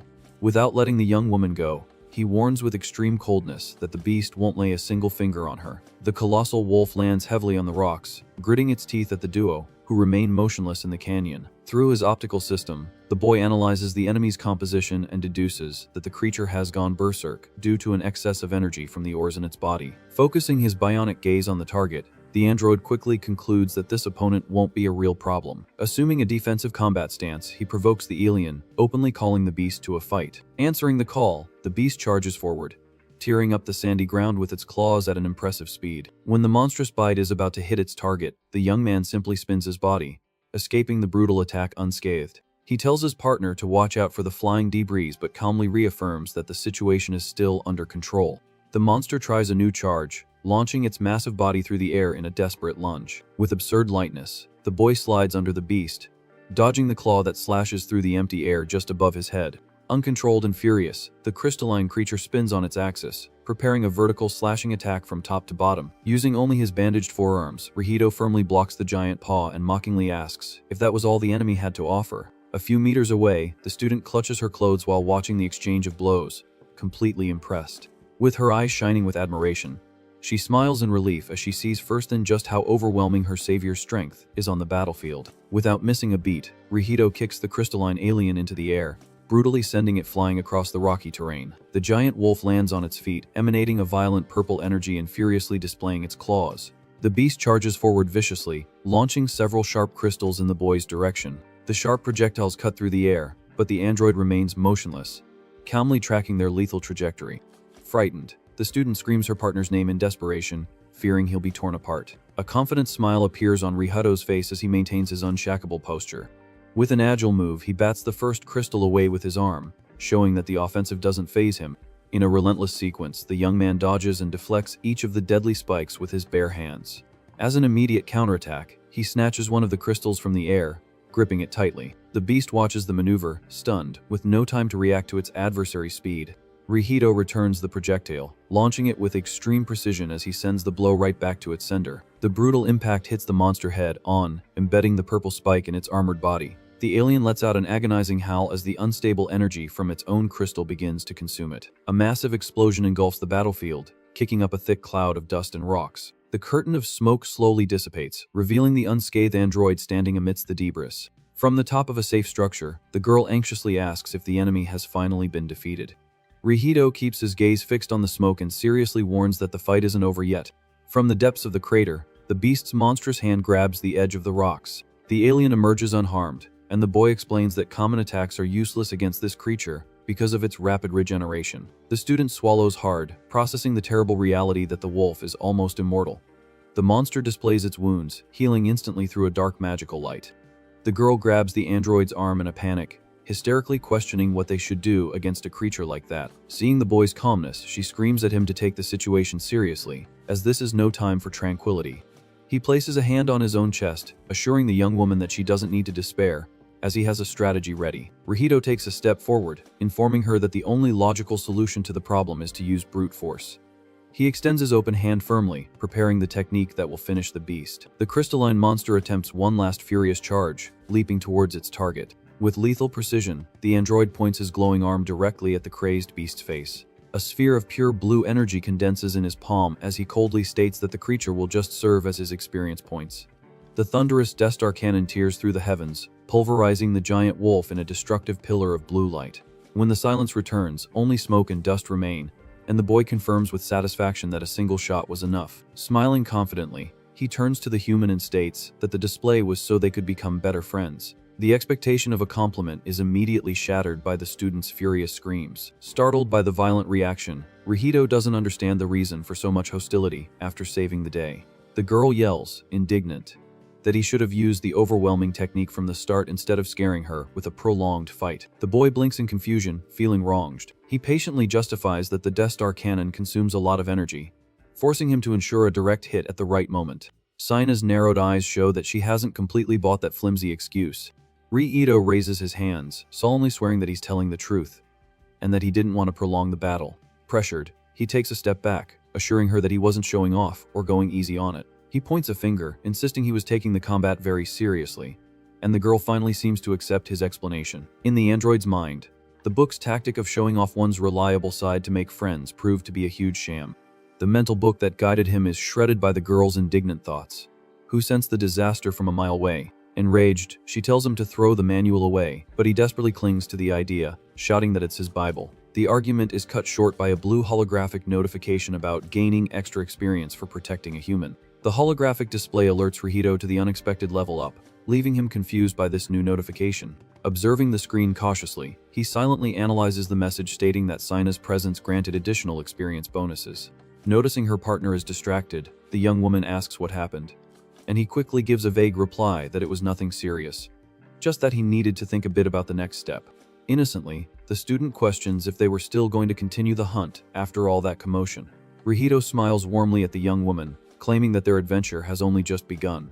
He gestures for them to move forward while the young woman follows, grumbling about having to walk again. In a matter of minutes, a slaughter begins. Rihito obliterates several different monsters without giving them a chance to attack. The scene is littered with dead beasts, and the android nonchalantly asks who's next. From the top of a cliff, the human watches everything, astonished by her partner's absurd ease in dispatching any kind of threat. With his hand accumulating destructive energy, he ends the last confrontation with ease. Another lightning, fast shot from the Death Star cannon swallows the enemy horde, clearing the area completely. The notification interface appears once more, announcing another experience gain in the same afternoon. The message announces the boy's rapid progression, and he stares into the air, surprised by this bizarre realization. Scratching his chin, Rihito analyzes that his progress would normally require exterminating many more enemies before achieving such a rapid advancement, confirming his theory about her. Staring at Sina, the boy smiles, deducing that the increase in his stats was with the human's help. He clasps his hands in a bizarre, smiling manner, and soon realizes the manual taught him about this too. Observing the boy talking to himself in a dramatic pose, the student looks at her companion and asks if he's gone crazy. Snapping back to reality, he apologizes and informs her that his stats have increased, and the young woman takes note of the information. Rihito proudly clenches his fists and says his body will become increasingly tougher and more adaptable as the young woman watches him. Sina crosses her arms, doubtful about the evolution, and questions if the altered parameters only affect his physique or something more, and her companion nods no. The young man approaches, explaining that depending on the gains, new methods and tactics are also developed. The student is impressed and startled, asking if the destructive beam he used in the fight with the monster was one of them, and her companion nods in agreement. The android states that the power he used in battle was a built-in feature, not something that needed to be unlocked. With her eyes narrowed, trying to guess the evolutions, the young woman starts getting ideas about his fights in her head. Sina nods and tells the boy that it reminded her of her games. Rihito listens with a look of confusion and doesn't seem to agree, not knowing what the term meant, leaving his partner in shock. Having never dealt with a video game, he admits to never having seen one, but says his creator explained something similar to him. Keeping his arm flexed, the boy says he has no experience with those tasks, so he doesn't understand them. The human, excited to teach, takes her cell phone out of her pocket and calls the boy over to play with her. Rihito gets too close to Sina's face, leaving the girl completely red and desperate about the lack of personal space. Realizing his excessive proximity, the boy immediately backs away, apologizing for his action while the young woman breathes a sigh of relief. Still processing the shock, the student mentally grumbles that he shouldn't invade her space like that, since he has an absurdly handsome face. The tense atmosphere soon dissipates, giving way to the calm sound of waves gently breaking on the light sand of the beach. Observing the cell phone in his companion's hands, the android curiously asks if he could try playing too and receives a positive response. Handing over the pink device, the human patiently explains that since there's no internet in this apocalyptic future, the game works completely offline. The screen displays a very colorful little game where the objective is to defeat small space viruses, and she warns him not to get mad if he can't beat it on the first try. Full of confidence, the protagonist guarantees he won't get stressed at all, because being an android, he'll turn even this challenge into experience points. Within a few seconds of trying, the boy has already mastered the controls, celebrating that the game is actually very easy, leaving his partner pouting at his sudden skill. This hobers is short-lived, as his character ends up perishing on the next stage, making the boy ask for another chance with wide eyes. Staring at the bright defeat screen, he begs for one more try, completely focused on beating the machine. What seems simple becomes a real nightmare, and the boy racks up consecutive failures, getting more and more stressed by the absurd difficulty. Overtaken by intense competitiveness, the young man frantically mashes the buttons as his initial tranquility completely disappears under a nervous sweat. Curious about his exaggerated tension, the student asks if he's close to finishing the level, receiving a desperate shout in response that he's very close to victory. Dramatically raising the phone to the sky, the android declares war on the app, promising to turn that level into experience, no matter the cost. Observing her companion's exaggerated determination, the girl rests her face in her hand, finding all that dedication very cute and harmless. With an extremely focused gaze, the boy admits that the digital enemy is truly formidable and cannot be underestimated at all. His mind projects an epic battle where he himself faces the game's big, round boss, applying all his lethal real-world combat tactics. Noticing the boy's growing tension, the human tells him to calm down, advising him not to rush, and to just focus on getting past that part peacefully. Breaking out in a cold sweat in front of the glowing screen, the boy murmurs that if he can survive this virus attack, he'll finally beat the level successfully. In a quick and precise move, he presses the final command on the digital display with his thumb. The precise action results in the defeat of the little purple monster, securing a hard-fought victory in the decisive match. A super colorful level, complete screen flashes on the phone, announcing the persistent player's absolute triumph. Still not believing his own unprecedented achievement, the protagonist looks up in amazement, asking if he really managed to beat the machine. Clapping with sincere joy, the student congratulates her friend for finally finishing the difficult game. A proud and very satisfied smile takes over the boy's face as he savors the new feeling of accomplishment in a video game. Taking the device back, the young woman jokes about her own superior skills in the app and warns that their game time has already hit the 1-hour mark. Pointing to the illuminated horizon, she alerts him that the sun is almost setting, leaving the android completely astonished at how quickly time flew by. Apologizing for getting too carried away with the cell phone, the boy does a long stretch while his partner questions what he usually does for fun in his day-to-day life. Walking side by side over the rocks of the isolated coast, she tries to be more specific and asks if he has any kind of hobby besides hunting monsters. With a distant and reflective look, the protagonist confesses that he never stopped to think about it, because since he was created, his only occupation has always been fighting. An old and painful memory surfaces, showing the young man in the midst of a violent battle inside a burning laboratory to protect his beloved professor. In this quick flashback, the boy delivers a crushing punch against a colossal beast, fighting with all his might to prevent the enemy from advancing. Returning to the grim present, he explains that after the destruction of humanity, he spent all his time wandering alone through the desert in search of survivors. Observing the vast landscape from the coastal hill, the android finishes his sentence by stating that this was his grueling routine until the day he finally found Sina. Moved by the extreme loneliness the boy faced for so long, the girl adjusts her wind-blown hair and laments how difficult it must have been to live that way. Staring at the vastness of the clear sky, the boy agrees with her statement, but implies that things have finally changed for the better. Turning his face with a very sincere smile, he declares he's genuinely happy now, simply because the human is there keeping him company. The purity of those words hits the student hard, making her face blush violently in embarrassment. Completely breaking the cute mood, the boy runs ahead excitedly and calls for his partner to hurry back to the base. Walking right behind him, the young woman lets out a soft sigh, amused at how her partner can be so direct without realizing the romantic impact of his own words. The duo then continues their journey back in silence, climbing the rocky slope with the wind constantly blowing against their school clothes. Now inside the makeshift camp, the protagonist throws the disgusting carcass of a giant alien insect onto the metal floor with a dull thud. The effort of the walk and the adventure finally take their toll, making the girl's stomach rumble loudly, revealing she's starving again. Hearing the unmistakable noise echo through the room, the young man turns his head in surprise and innocently asks if his companion wants something to eat. Annoyed by the embarrassing situation, the student points a finger, yelling that it's all his fault she's hungry because he got addicted to the little game and delayed their return. Feeling guilty for his own carelessness, the android looks away with a sweat drop on his face, calmly admitting that the human is absolutely right in her complaint. Pounding his fist into his palm to show he's on it, he takes responsibility and announces he'll prepare the meal immediately to make up for his mistake. A dark image of those disgusting alien recipes flashes in the young woman's mind, making her turn pale with horror and immediately refuse the offer of that feast. Desperate to avoid the worst-case culinary scenario, she raises her hand, asking him to stop what he was doing, which gets the attention of the boy, who was already holding a huge insect leg. Hesitating for a brief second with a finger on her chin, the girl tries to formulate a brave proposal that will save her stomach from that space junk. With her eyes shining with sudden determination, she places a hand on her chest and announces loud and clear that she would be taking over the kitchen this time to cook for both of them. Taking charge of the situation, the human fills with pride while her companion just watches her carry that piece of dead creature on her back towards the kitchen. Reflecting to herself, the student deduces that if she applies common culinary techniques from her era, even that bizarre alien meat might taste edible. Observing the monstrous carcass hanging over his shoulder, the girl mentally murmurs that she would love to have normal Earth ingredients available, so she wouldn't have to take so many health risks.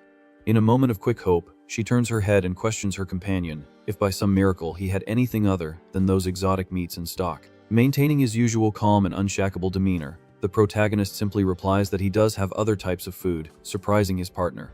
A gigantic wave of relief washes over the human, who bows her head, thanking the heavens for not having to improvise a dish with radioactive entrails. Excited by the wonderful revelation, she raises her head, immediately suggesting they should go to the commercial settlement to buy these normal supplies as soon as possible. Walking over old, rusty train tracks, the boy confirms the existence of a trading post but seriously warns that it's a city inhabited exclusively by artificial androids. Keeping a steady pace, the android explains that he knows a specific resident of that place who grows fresh vegetables and fruits, just as a daily hobby. The mere mention of real food makes the girl's eyes sparkle with pure joy, imagining she could finally taste something healthy and escape the grotesque recipes of this apocalypse. Carrying the piece of monster on his back for the trade, the boy agrees with her excitement, pointing out that shopping together gives off the cozy feeling of a true friendship. Displaying a radiant ear-to-ear smile, the protagonist confesses with total innocence that he's always wanted to experience the mundane act of going to the market with a close friend.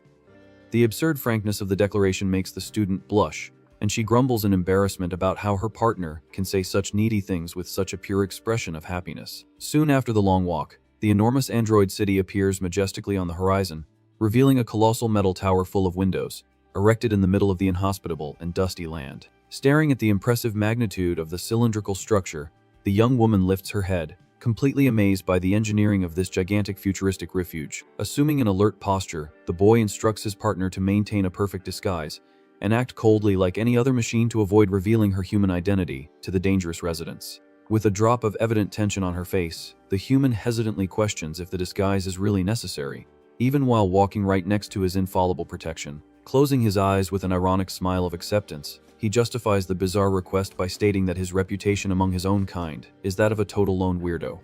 Putting the pieces of that revelation together, the girl makes a hilarious face of boredom, instantly understanding that this eccentric personality was the obvious reason he had no friends. Elegantly ignoring his partner's brutal deduction, the young man suggests they enter the city at once to finish their shopping as quickly as possible and avoid bigger problems. Feeling the weight of her own mean joke, the student quickly apologizes and lightly pats his armored arm, assuring him with a smile that she was still his loyal friend, despite his flaws. The duo's light-hearted walk is brought to a very abrupt halt when the boy's heavy footsteps suddenly freeze on the dirt road near the entrance. With no time to stop herself, the young woman ends up bumping into her companion's unmoving back and complains about the jolt, startled, while the android fixes his gaze on something blocking the path ahead. The android's expression turns alert as he senses something strange in the late afternoon air. A holographic radar-like interface appears in his field of vision, scanning the surroundings for anomalies. Far away, a blue truck speeds desperately across the desert while being bombarded by flying alien insects. Analyzing the distant threat, the protagonist tells his partner that a vehicle is being hunted and that he needs to intervene. Without waiting for a response, the young man dashes off, kicking up dust, and orders the girl to wait right where she is. At an absurd speed, he cuts across the arid landscape, running towards the chaos. Inside the fleeing vehicle, a pink-haired girl fires frantically out the window with a rifle at the swarm. The bald driver tensely comments on running into such a huge horde, while the shooter grumbles about the difficulty of hitting the targets. Focused on the bumpy road, the man advises that staying calm is the best tactic in these dangerous times.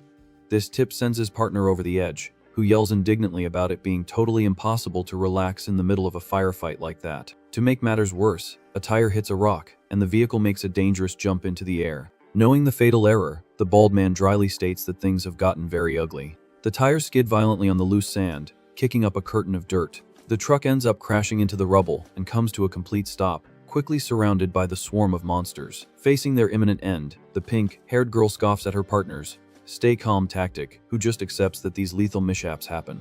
The shooter cocks her weapon again, trying to hold on to a small spark of hope that they could still get out of that scrap heap alive. Suddenly, a loud bang from outside catches her attention. Like a speeding blur, Rihito crosses the side of the broken-down truck, ready for combat. With his usual cold gaze, the boy faces the flying horde and openly declares that he's going to turn them all into experience points. In a brutal impulse, the protagonist launches himself into the air, right into the middle of the beasts, without showing any hesitation. One of the grotesque insects readies its sharp claws to attempt a direct attack on the intruder.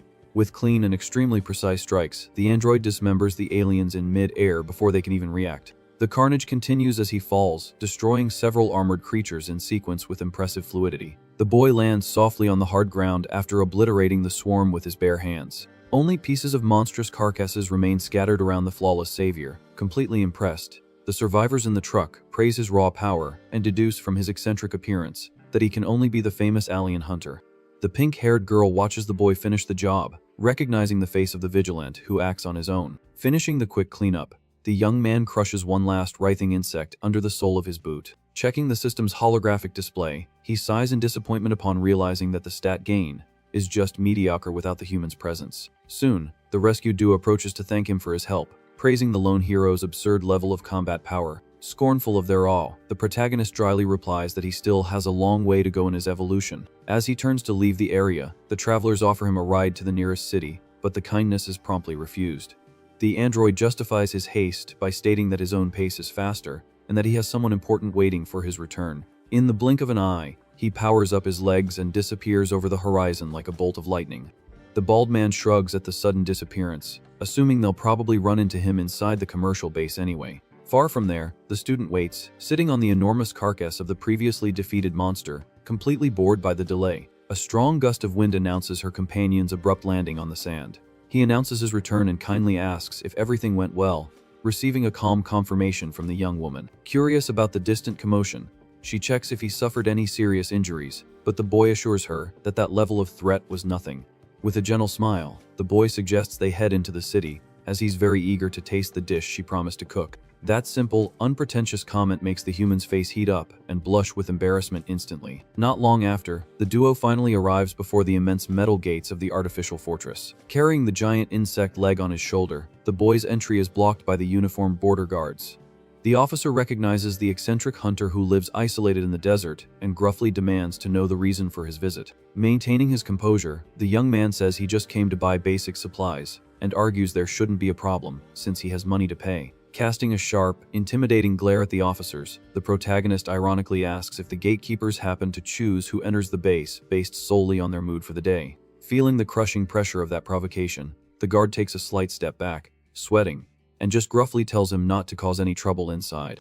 The heavy gate is finally opened, and the boy casually signals for the human to follow him. As soon as they cross the thick containment barrier, the student lets out an exclamation of amazed surprise. A gigantic green light portal scans them from top to bottom during their safe passage inside. The girl's enchantment reaches its peak when the full urban view opens up before her. The enormous fortress reveals bustling stone streets, filled with android inhabitants walking among pleasantly styled and peaceful buildings. Radiating pure excitement, she jumps for joy, celebrating the fact that they're in a real, bustling city. Observing her genuine enthusiasm, the boy asks with slight confusion what exactly she was expecting to find there. Gesturing expressively, the young woman confesses that she was expecting to encounter a completely post-apocalyptic, crumbling environment. Thinking purely logically, the android points out that living in ruins would be very inconvenient for everyone, and the girl quickly agrees with his reasoning. The surrounding buildings display a clean and well-maintained architecture, bathed in sunlight. However, the duo's presence walking down the main avenue begins to generate several murmurs among the pedestrians on the sidewalks. Behind their backs, The residents actively gossip about the hunter, criticizing his useless insistence on fighting outside the walls and expressing fear that his actions will attract enemy swarms to the refuge. The malicious chatter doesn't go unnoticed, and the student hears everything in silence as she follows her partner, who continues to carry the monster meat. The venomous gossip goes further, judging the human for walking with him, and stating with contempt that they hoped both would leave soon. Extremely uncomfortable with the hostile environment, the girl sighs and comments on how unpleasant the residents' reception is. Unfazed by the mass rejection, the boy reminds her that he had already warned her about being seen as a complete eccentric freak by the society. The student narrows her eyes resentfully, internally lamenting that he hid the fact that the level of animosity was so absurd. Full of compassion, she approaches and asks if he's really not hurt by this cruel treatment, but receives a positive and carefree response. With a serene smile, he assures her that just having her there by his side makes the malicious opinions of those people completely unimportant. This new demonstration of affection brings another strong blush to the young woman's face, who still finds it very difficult to ignore the gratuitous cruelty of others. Converting her indignation into motivation, the human raises her small fists and promises to prepare a fantastic meal to cheer him up. This heroic and reflective pause leaves the girl standing in the middle of the street, forcing her to run after her companion, who was already walking ahead. Following through the commercial center, the duo finally reaches the colorful wooden stalls of the local market. The young woman's eyes shine with pure admiration and relief upon seeing with her own eyes that there really are fresh vegetables being sold in the apocalypse. In ecstasy, she turns and begs her partner to buy all those wonderful things at once. Taking the exaggeration into account, the boy gently denies the absurd idea of taking everything but offers to help her carefully select the best ingredients. After a meticulous selection, the vendor anicap puts the potatoes and fresh fruits in a bag for them. To cap off the service, the vendor announces the price, charging the astronomical sum of 10,000 yen for the basic groceries. Saina is startled by the high price charged for the ingredients and questions if it isn't a bit too expensive, shocked by the absurd cost of the groceries. The vendor justifies the price by stating that with aliens loose in the world, harvesting has become a very difficult and dangerous job. Despite understanding the logic, the girl still thinks the price is a ripoff and calls for her companion to handle the situation. Holding a few gold coins in his hands, the boy coldly states that the money he has isn't enough to pay the debt. Without hesitation and demonstrating quick thinking, the protagonist offers the immense monster carcass he was carrying as a trade for the vegetables. Evaluating the unusual proposal, the vendor accepts the deal without batting an eye, aiming for a profit on the fresh beast meat. The young man, however, demands in a threatening tone that the merchant give something of good quality as change, leaving the man visibly sweating under the intimidating pressure. Completely frightened by the presence of the famous hunter, the vendor hands over a bag full of extra vegetables, while hastily agreeing to the demand to avoid conflict. The duo then walks away from the market stall, calmly strolling along the illuminated sidewalks of the artificial city. Carrying the heavy groceries, the student points out indignantly that the deal was clearly unfair and that the vendor was blatantly taking advantage of him. With his usual unshakable calm, the android simply agrees that it was probably true. Not accepting his lack of action, she demands to know why he didn't complain about the exploitation at the time. He calmly explains that complaining wouldn't have helped and that the situation would have gotten much worse if those guards found out about a human being there. He then changes the subject, suggesting they head back to the base, as he can't wait to taste her cooking. Letting out a long sigh of resignation, the young woman accepts his well-founded excuse and promises to prepare a dish worthy of the absurd price they just paid. At that exact moment, a loud voice echoes down the main avenue, calling for the alien hunter and attracting the attention of the two. They come face to face with the pink-haired girl and the bald driver they had rescued earlier in the desert, waving very friendly in the middle of the street. Maintaining his defensive posture and suspicious gaze towards strangers, the protagonist gruffly asks what the duo wants with him. With a wide smile and her hands raised in a gesture of peace, the pink-haired girl asks the hero not to be so defensive, assuring him they only came to thank him properly for his help. The android immediately refuses the gratitude, stating there's no need for rewards. However, the bald man insists, handing him a small yellow box and begging him to just accept the gift graciously. The driver justifies his action by claiming that repaying favors is their absolute rule, and threatens to follow him all over the city until he accepts the package. Worn down by the extremely annoying insistence, the young man sighs and takes the box. Satisfied with the completed delivery, the travelers say goodbye, announcing they'll be in the city for a while. They make it clear that the hero can look for them if he needs any special supplies in the future and depart, waving. Observing the mysterious box in his hands, the boy wonders what just happened. The student comments that she found the duo quite friendly and asks with great curiosity what he got. The package reveals a valuable box of curry cubes, making the human jump for joy at the incredible opportunity to prepare that nostalgic dish. Staring at the peculiar ingredient with doubt, the protagonist confesses he's never eaten curry in his life and asks if it really tastes good. Full of confidence, the young woman guarantees that this recipe never disappoints and is incredibly delicious. The boy gets excited and demands she cook exactly that for dinner, a plan the human immediately accepts with a smile. The orange sunset already dominates the melancholic sky when the duo finally returns to the ruins of the hunter's isolated base in the middle of the desert. Upon opening the camp door, they are met with enormous piles of accumulated trash bags and dozens of filthy pans scattered in the corners of the room. An aura of demonic fury envelops the student's entire body as she screams, demanding to know the meaning of this disgusting mess. Cornered and sweating, the android stammers that he's been very busy and almost never home lately. Not accepting any excuses, she hysterically points to the overflowing sink and yells that leaving dirty dishes and accumulated trash like that is unacceptable for any civilized person. Trying to appease the furious beast, he nonchalantly raises his hand, swearing on everything that he was planning to clean that pigsty later. The flimsy excuse only infuriates the girl further, who points a finger in her companion's face, openly accusing him of being a chronic procrastinator. She warns that it's impossible to cook a dump like this, and orders him to clean the utensils as soon as he's done using them. Completely scared by his partner's monumental lecture, the young man backs away, raising both hands in a sign of absolute surrender, and quickly agreeing to the dictatorial order. Satisfied with the boy's blind obedience, the young woman firmly ties a bandana around her head and declares that the great base cleanup will begin at that very moment. The pair of companions put on white aprons and begin to wash the enormous pile of accumulated dishes in the kitchen sink, working in perfect sync. Soon after, the hard work continues with the two of them carrying countless black trash bags out of the military facility. While the android collects the rest of the packaging from the floor, the human vigorously mops the metal floor of the long, dark corridor. Wiping the sweat from her exhausted face, the girl announces with relief that the kitchen is finally spotless. She observes the shining countertop and ironically remarks, completely surprised, that the table was actually a very light color hidden under the heavy grime. The protagonist breaks the cheerful mood by gently pointing to a small, bleeding cut on the tip of her finger. Observing the cut with some delay, the young woman agrees in surprise and wonders where she managed to get hurt during the cleanup. Worried about the human's fragile health, the boy takes her hand with extreme firmness, announcing he will treat the wound immediately. The girl shrinks back, asking him to wait, totally startled by his swift action. To perform the proper procedure, the young man quickly fetches his first aid kit, equipped with small tools and medical supplies. Finishing securing the bandage with a small piece of tape, he notices his partner's expression and innocently asks why her face is suddenly so red. Completely embarrassed by the boy's unusual proximity, the student turns her face away, stammering that it's absolutely nothing. She gently pushes him aside, ordering him to wait over there while she prepares dinner alone. The girl leans heavily against the newly closed kitchen door, letting out a long, breathless sigh to try and calm her racing heart. Covering her face, consumed by intense embarrassment, the young woman's mind screams about how absurdly handsome her companion is up close and demands that he start respecting her personal space once and for all. To banish the unwanted romantic thoughts, the human gives her own warm cheeks a couple of pats and mentally decrees that her absolute focus now must be solely on preparing a perfect meal.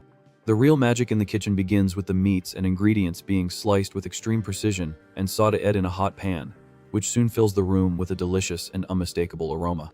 Stirring the bubbling broth on the stove, the young woman tastes the dish, confirming the perfect quality of her traditional seasoning. She silently celebrates finding emergency rice hidden in the previous mess, as eating curry without rice would be a tremendous waste of that fantastic flavor. Full of pride in her own culinary masterpiece, the student appears at the entrance of the room holding 2 steaming plates with a radiant smile and announces loudly that the meal is finally ready. The protagonist's eyes shine intensely, filled with stars, as he witnesses the beautiful presentation and irresistible aroma of that exotic human dish served before him. Already seated at the dinner table, he praises the extremely appetizing appearance of the food, stating he had been looking forward to this moment, with a confident pose. The girl tells him to prepare to be hit by a true explosion of flavor. Joining their hands in the classic traditional gesture of thanks for meals, the two begin to say the phrase in unison, about to take the first, long-awaited bite of dinner. However, a mysterious flash of blue light cuts through the android's bionic vision, and his eyes widen in astonishment as he perceives the sudden anomaly forming in the room. The merciless magical glow completely swallows the human before she can touch her silverware, and the girl lets out a confused murmur, as she's violently pulled by the temporal flux straight through the facility's ceiling. The dizzying teleportation ends abruptly, leaving the student sprawled on her own bed in the past, consumed by a prolonged, silent shock. Observing the contours of her dark room, bathed only by the light of a street lamp, The young woman states with a clear tone of sadness that she was really sent back to her normal time. Collapsing backward onto the soft mattress in an act of pure frustration, she flails her arms, bitterly complaining that she didn't even get a fair chance to taste her own food after all that cleaning work. Raising her hand towards the ceiling, the young woman stares intently at the small white bandage on her finger and melancholically deduces that this physical wound proves that none of it was just a delusion of her mind. With her brain working a mile a minute, the girl harshly blames herself for not gathering almost any useful information during her trip to the market and desperately wonders how she could prevent that chaotic future from becoming a reality. A frightening and logical thought hits her line of reasoning like a punch, making the student's eyes widen in terror as she connects the dangerous pieces of this complex temporal paradox. Her mind is invaded by the image of her partner frozen before the food on the lonely table in the future, raising the cruel question of what would happen to Rihito's very existence if she changed the past and prevented the war. The narrative abandons the young woman's dilemma and cuts abruptly to a gigantic alien obelisk glowing menacingly in shades of neon purple under the dark sky of the ruined future. In the dark and oppressive interior of this colossal fortress, a large sphere of pure blue energy illuminates the center of a circular hall, filled with immense floating pillars. From the densest shadows of the main corridor, the unmistakable silhouette of that same hooded, horned alien who had humiliated the hunter emerges, walking with rhythmic, slow steps. A red-skinned female alien with multiple glowing eyes greets the newcomer with clear mockery, calling him by the name Vley and openly criticizing his absurd tardiness for the meeting of the invasion's top executives. Another monster present, sporting a bizarre giant old head, judges his companion's posture, stating that this lack of punctuality is definitive proof that he lacks the decency required to hold such a prestigious position in their hierarchy. Floating silently through the dark chamber, a translucent creature resembling a space jellyfish points out in an ethereal tone that failing to adhere to established schedules is an unacceptable attitude. Splendidly ignoring the cross, criticism, and judgment of his disgusting colleagues, the horned monster just lets out a grunt of pure disdain and crosses his strong arms. From the center of the misty room, the enigmatic hooded figure officially declares the start of the urgent meeting and, in a tone of absolute superiority, orders all subordinates to pay immediate attention to the summoned hologram. The central magic sphere obeys its master and projects a beautiful three-dimensional map of the solar system floating in the air, casting a faint, spectral blue light on the curious faces of the space freaks present. The mysterious leader analyzes the strange cosmic distortion displayed on the holographic map and informs the group that there is a severe anomaly in the alignment of the stars occurring repeatedly in that sector, a serious fact that demands a thorough investigation with maximum priority. With a harsh and imperative gesture tearing through the air, the hooded creature decrees that all elite commanders gathered there must march immediately to Earth and annihilate the source of the problem, without fail. An order that is met with a thundering unison of blind loyalty. Far from the impending alien retaliation and back on the terrestrial battlefield, the devastated city where the protagonist usually wanders displays the lonely ruins of an old, destroyed shopping mall, illuminated by the strong afternoon sun. Routine chaos returns to the dead land the instant immense blue electric tentacles shatter the last intact glass windows of the building, tearing through the concrete to destroy any target in their path. Inside the stuffy, wrecked location, the boy blocks a heavy charge from the colossal beast, using only the raw strength of his bandaged arms and coldly scoffs that the enemy's attack is completely useless against him. Staring with deadly focus at the bizarre spherical creature made of sharp fangs and whipping tentacles, the lonely android hunter maintains his dangerous offensive posture, just waiting for the perfect opening to finish another mission. Extremely attentive to the danger on the sides of the confrontation, his human partner who had returned warns in a desperate tone about a sneaky whip coming straight for the boy's back. But the young man reassures his friend, calmly stating that he had already noticed the ambush attempt, quickly accumulating an absurd amount of latent blue energy around his entire cybernetic body. The android lets out a fierce cry into the dusty air and prepares his feared and devastating close-range counterattack. The brutal electric pulse fired by the hero hits the mass of the alien octopus head on like a blind thunderclap, making the monstrous beast contort violently in the air and let out silent screams as it absorbs the extreme damage generated by that infallible destructive ability. With a sharp and focused gaze, the protagonist concentrates a strong destructive energy in the palm of his raised hand. In a swift motion, he delivers a lightning, fast downward strike, coldly announcing that this creature would become just his experience. The impact of the attack generates a colossal explosion of blue power that shatters the tentacles and sends debris flying everywhere. Right after obliterating the enemy, the android lands calmly on the rocky ground, letting out a sigh of relief. He announces that the fight is over and calls for Sina, assuring her it's now safe to come out of hiding, and the girl readily agrees. Making her way through the rubble to the octopus's carcass, the young woman mutters to herself, realizing she's still in the future, and that today would be Saturday. Observing the monstrous beast up close, the student comments, unsettled by the creature's bizarre appearance, but the boy quickly interrupts her, stating that its tentacles are quite delicious. The culinary revelation leaves the human indignant, questioning if he really took her to that dangerous place just to hunt for food, and receives confirmation that he only wanted to offer her something tasty. In an attempt to change the subject, the young man calmly asks if there's anything else she would like to do there, asking her to be understanding as the girl begins to ponder her options. Suddenly, an imaginary light bulb appears above the young woman's head, and she lets out a small cry of excitement upon having a great idea. Changing her posture, she animatedly declares that she would very much like to find out more information about the past of this destroyed world. The boy repeats the word, past, reflectively as he observes the vast landscape of gray ruins under the sun and agrees with the proposal. With a serious expression, the student elaborates that she needs to understand how the invasion began, the impact of the meteor, and the details about Ryuto's own creation to better comprehend this reality. Very enthusiastically, she grabs her partner's arm, demanding specific data like the government's actions at the time and historical records. But the boy reminds her that he had already explained the basics before. With an awkward smile, the android puts a hand on his head and confesses that he can't help much with this search, as all his knowledge of that era is limited to what his professor taught him. Full of hope, the young woman points a finger and questions if there might be some files stored at his base. But the boy dashes her expectations, saying there's very little information left there. Faced with that negative response, the girl lowers her head, letting out a disappointed sigh like someone who just lost their only clue. The protagonist looks down thoughtfully for a brief moment, until a memory hits him, and he murmurs that there might be an alternative. With a calm posture, the android informs her that he probably knows a specific place capable of granting her wish for knowledge. Completely euphoric, the student moves forward and grabs her companion's clothes tightly, asking with shining eyes if he was serious. The abrupt movement catches the boy by surprise, making him recoil a bit as he confirms her statement, stuttering slightly. He then explains the existence of a huge data center known as the Central Information Library, which stores old records. Without wasting a single second, the human is already running ahead, claiming that since their time is short, they need to get there immediately, forcing her partner to ask her to wait. During the short run, the young woman insists she can't waste time standing around while the boy gestures, trying to curb her absurd haste. Finally stopping, she looks back and listens to the young man explain that the library is very far away, and they wouldn't make it if they set off so recklessly, making her question the exact distance. With a hand on his chin, the android projects a mental map and calculates that the destination is about 100 kilometers away, leaving the girl disheartened to realize the journey would take an eternity on foot.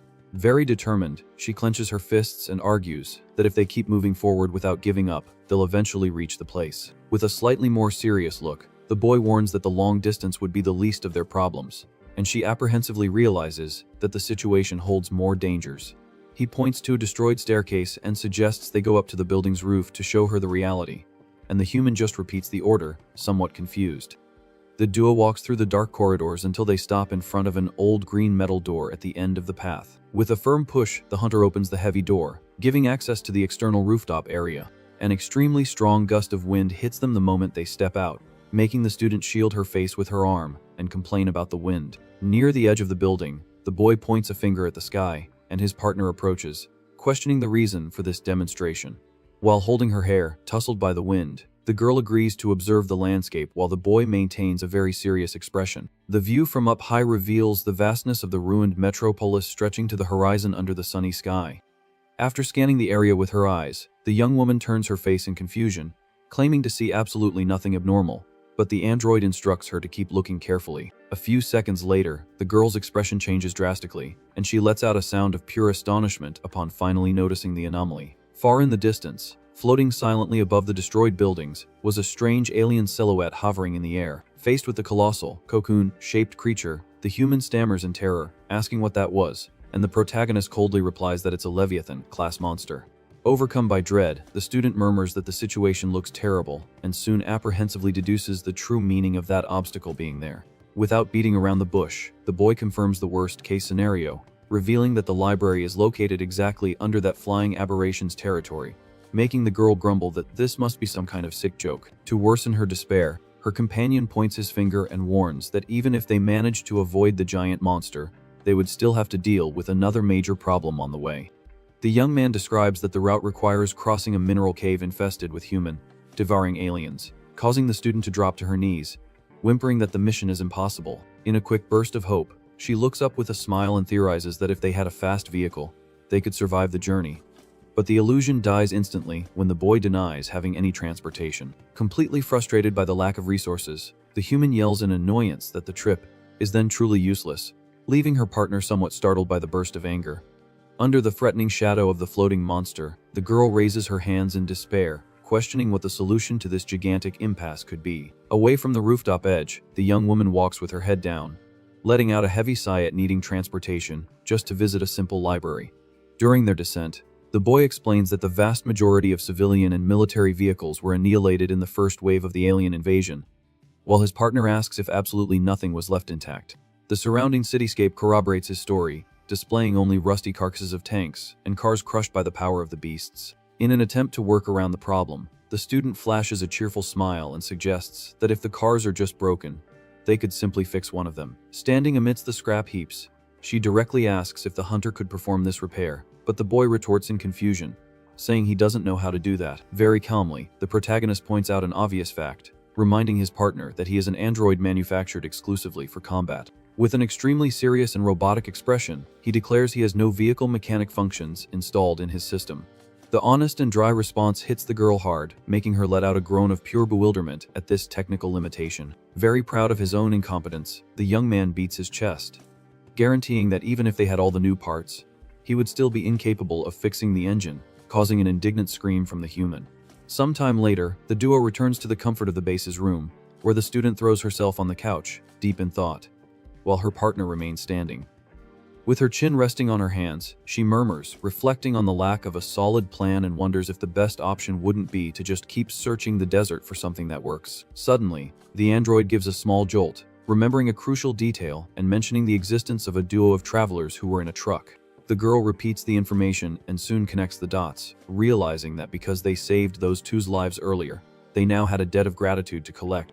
Excited by the possibility of using the favor to her advantage, the young woman suggests they use this argument to convince the travelers to give them a safe ride in their truck. The android closes his eyes with a clear expression of disgust, remembering the scandalous encounter he had with the pair of travelers on the city street.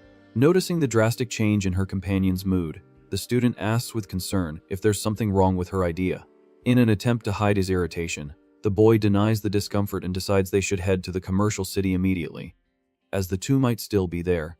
The young woman just observes the boy's strange reaction in silence, trusting her intuition that he was hiding something. Standing at the base's exit, the protagonist calls for his partner, asking if she's not coming with him, and the girl quickly gets up, confirming their departure.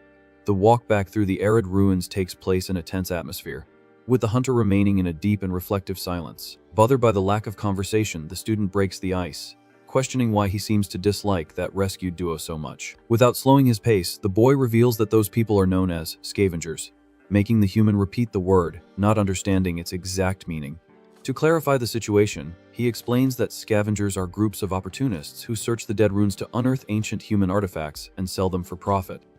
Under the scorching desert sun, the young woman asks what the big deal is, and the boy replies that his issue isn't personal dislike, but a matter of safety. Abruptly stopping, he points a finger and warns that these scavengers are crazy people who willingly enter extremely lethal ruins, and advises that if she gets involved with their kind, she could end up risking her life. With a comical and annoyed expression, the young man insists he's not in a bad mood, but the girl immediately retorts that his dissatisfaction is written all over his face. Blushing with embarrassment at being found out, the android again denies his irritation while the human just smiles ironically, accepting his flimsy excuse.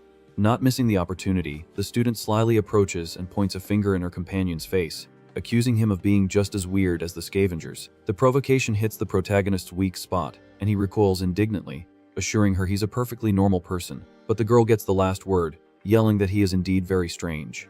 The accusation hits the android like a physical blow, making him freeze completely in the middle of the street as an aura of depression envelops his body. Leaning back in a dramatic pose, the boy just repeats the word weirdo several times with a drawn-out tone of pure suffering. Soon, he collapses to his knees on the ground, slapping his hands on the dirt while the young woman tries to console him, asking him not to be so down over a simple comment. Gesturing with her hand, the human argues that he spends his days hunting aliens on his own, an attitude no other android in that world has. With an understanding look, she concludes that this lonely and dangerous routine is indeed a very weird attitude, and the boy melancholically agrees with her logic, With a gentle smile, the girl states that they are both weirdos in this situation, so he didn't need to worry so much about others' labels. Suddenly, the hunter's expression changes to pure terror, and he screams desperately for his companion to get down, advancing at a frightening speed. In an immediate reflex, the protagonist grabs the student in his arms and leaps away, narrowly escaping the sharp claws of a winged monster that dove from the sky. The beast's swooping attack fails miserably, kicking up dust and destroying part of the rubble, while the young man lands safely with the girl. Staring at the enormous blue crystalline bird, the android recognizes the species as an arev and confusedly questions what that monster was doing there. With an analytical gaze, the boy reflects that this specific creature should only inhabit the frigid regions much farther north on the continent. The gigantic beast lets out a shrill and deafening screech that echoes through the ruined buildings as it threateningly flaps its large wings. Faced with the monster's atypical behavior, the protagonist narrows his eyes, deducing that the creature's presence here couldn't be a mere coincidence. The face of the fearsome alien commander flashes in the boy's mind, raising the dark suspicion that this could be the work of an enemy executive, but he quickly shakes his head, deciding to focus only on the current battle. Without losing his calm, the young man orders Sina to stay hidden in a safe place, and the girl promptly agrees as he advances with firm steps towards the confrontation. With a focused and implacable gaze, the protagonist accumulates a dense destructive energy in his right hand, firmly declaring that he wouldn't let the beast lay a single finger on Sina. Completely furious, the immense blue bird dives at high speed, aiming its sharp claws directly at the lone hunter. Preparing his combat stance, the young man concentrates even more power and declares loudly that the winged aberration would become just another experience point for him. The impact is violent, but the android blocks the creature's deadly claws, using only the absurd resistance of his own forearms. The collision of forces generates a strong shockwave that sweeps away the dust and shatters the stone ground around the two combatants. Maintaining his impenetrable defense, the boy sarcastically praises the beast's strength but warns that the monster's decision to attempt a direct attack was a fatal mistake. In an extremely swift move, the young hunter grabs the bird's scaly leg with crushing force, preventing any chance of escape. Without giving the creature time to react, he points the glowing palm of his free hand at close range towards the enemy's gigantic body. The cry of the Destar cannon echoes through the ruins, firing a gigantic beam of blue light that pierces the heavens and instantly obliterates the alien bird. After the complete annihilation of the threat, the protagonist observes the crystalline debris falling gently while letting out a sigh of a job well done. Staring at the blue feathers floating on the breeze, he murmurs with concern about the weirdness of finding an Arev in this region and wonders what is happening in the world. Coming out from her hiding spot behind a rock, the student asks apprehensively if her companion is okay, and he quickly confirms, suggesting they resume their interrupted conversation. The sudden transition from a deadly fight to a casual chat leaves the girl a bit lost, and she makes a sound of confusion, trying to follow his train of thought. Getting back on track, the young woman smiles gently and explains that although he is indeed a bit strange, he has never done anything that could truly hurt her. Making peace signs with her hands, she concludes her thought by stating that even if the scavengers are very weird people, there would be no danger at all as long as she was with him. The human's kind and trusting words leave the android momentarily speechless, and he agrees in a somewhat goofy manner. Excited, the student grabs the hunter's arm, pulling him forward and quickening her pace, arguing that their time to find the scavengers was short. As he's being pulled, the boy observes his own hand, recalling the sensation of having her there, walking beside him, and murmurs the word, "together," thoughtfully. With his gaze fixed on his own palm, the young man reflects that he understands the situation purely logically, but feels completely lost trying to decipher the warm feeling filling his chest. Further ahead, the girl shouts, calling for her distracted partner and telling him to hurry up, snapping him out of his trance and making him run to catch up. Sometime later, the duo finally crosses the immense gates of the android city and enters the bustling main avenue filled with pedestrians. Walking through the center, the student assumes a closed-off and annoyed expression, maintaining a very threatening silence. Noticing the clear change in his partner's mood, the protagonist calmly and innocently asks if something had upset her. Turning her face away in a huff, the young woman vehemently denies being angry, but the boy points out with his usual sincerity that her bad mood was extremely obvious. In the girl's mind, the mocking voices of the entrance guards echo like an irritating reminder of how they ridiculed the hunter without any shame while he just ignored the insults. Pressing her lips together, the human confesses that witnessing those people treating her friend that way made her very uncomfortable. The boy tries to smooth things over with a calm smile, asking her not to worry because he didn't care, but the young woman immediately retorts, yelling that it was precisely his passivity that bothered her. Exasperated, the girl points a finger, accusing him of being the one to blame for never defending himself against others' insults. making the boy break into a cold sweat and desperately try to change the subject by remembering their mission to find the scavengers. Seizing the opportunity, the student starts running excitedly down the street again, shouting for them to hurry, while her companion sighs in relief that she changed the subject so quickly. The duo then delves into the crowd of the bustling market under the afternoon sun, rushing to try and track down the blue truck. Standing in the middle of the flow of pedestrians, the girl observes the tall buildings around and questions where they should start their search, as the city was surprisingly immense. The android honestly replies that he doesn't know the place very well either, and suggests that the most logical alternative would be to ask the residents for information. As he analyzes the vicinity, he notices the looks of aversion and fear everyone gives him, shrinking back and murmuring melancholically that it wouldn't work. Noticing the general revulsion of the crowd, the human agrees with a sigh that trying to interact peacefully with the residents seemed like an almost impossible task. Determined not to lose optimism, the student raises her fists excitedly and decides that the best strategy is to simply search for their targets by walking all over the base, and the boy accepts the idea right away. From that moment, the duo begins an intense exploration, checking shops, observing bright display windows, and examining every bustling corner of the futuristic metropolis. After a long and tiring walk through the main thoroughfares, they finally pause in the middle of an empty square to catch their breath. With a serious expression, the young man concludes that after so much effort with no results, the scavengers had probably already left the city to explore another dead region. In an attempt to re-evaluate their steps, the hunter turns his head, calling for his partner, and suggests they return to the entrance gate to restart the search systematically. The only response to the boy's call is silence and the wind blowing on the paved street, revealing that the young woman had vanished from his side. Shock is plastered on the protagonist's face as he freezes in place and murmurs, completely terrified at the possibility of them having gotten separated in the middle of that urban confusion. Panic takes over the boy's actions, and he breaks into a desperate run through the city's corridors, shouting Sina's name at the top of his lungs. Far away, the girl displays an expression laden with pure desperation and regret. The student states out loud that she's completely lost as she anxiously observes the suspicious inhabitants and dark alleys of a poor area of the refuge. Hiding near some barrels, she mentally scolds herself for letting her curiosity get the better of her and leading her to such a rough ghetto, and is soon startled by the sudden approach of a bizarre mounted on a robotic horse. Trying to stay invisible, the young woman covers her mouth with her hands, breathing quietly and praying not to be noticed by the strange people in the dark alley. Overcome by survival instinct, she leaves her hiding spot and starts running through the narrow streets, repeating to herself that she needs to find her companion as quickly as possible. Her escape plan is brought to an abrupt halt when a heavy metal boot steps firmly right in front of the girl, cutting off her path. The human freezes in her tracks and her eyes widen, feeling a chill down her spine at the mysterious figure blocking the street. Two delinquent androids with sadistic smiles on their faces surround the student, and their leader invites her with a slimy tone to have some fun with them. Cornered against a dirty wall, the student trembles with fear, wondering who these lunatics are and desperately searching for an escape route. Turning her head to avoid eye contact, she refuses the bizarre invitation, stammering that she has an important appointment to attend. Ignoring her refusal, the thug moves forward and grabs the young woman's wrist with extreme aggression, telling her not to be so cold, which elicits a sharp scream of surprise from his victim. As the girl struggles and demands to be let go, the delinquent laughs cruelly at her useless resistance while his accomplice celebrates his boss's feat, claiming that since he's a combat android, fighting against his brute force was completely futile. Pulled closer to the disgusting goons, the girl closes her eyes tightly, quietly begging for help and calling Rito's name in desperation. The answer to the young woman's prayers comes with the sound of fast footsteps, leaping against the high walls of the dark ghetto. In a swift dive, the pink-haired shooter they had rescued earlier delivers a violent flying kick straight to the delinquent leader's face.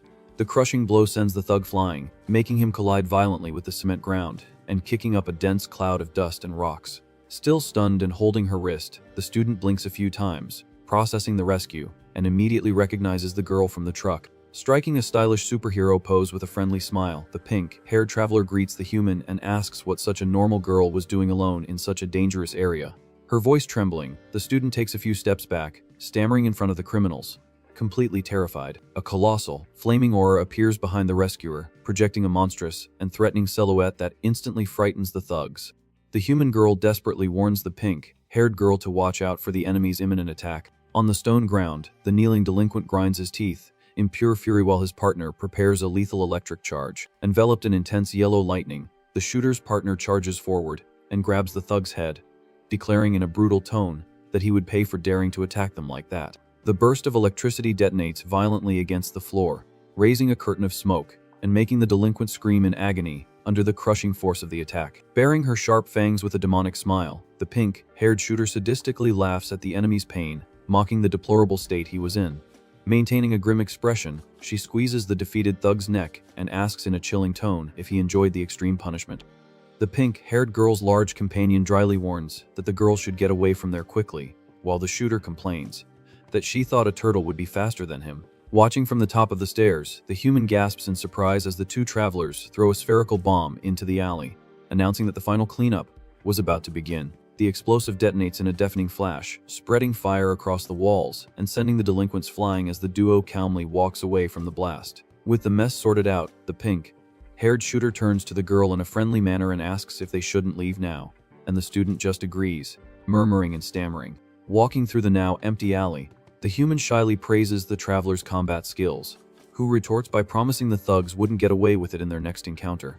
Far from that chaotic ghetto, the narrative cuts to her hunter partner, walking hurriedly through the nervous center of commerce, searching for Sina with a racing heart. In the middle of the dense android crowd, the young man looks around anxiously, quietly repeating the girl's name, trying to spot her somewhere on the avenue. Completely focused on his search, the protagonist ends up bumping violently into a very tall man with dark glasses and quickly apologizes without even looking properly at who he bumped into. Recognizing the young man's exhausted face, the bald giant calls him by his famous title, Alien Hunter, and then, with a sharp look, notes that he is indeed a scavenger.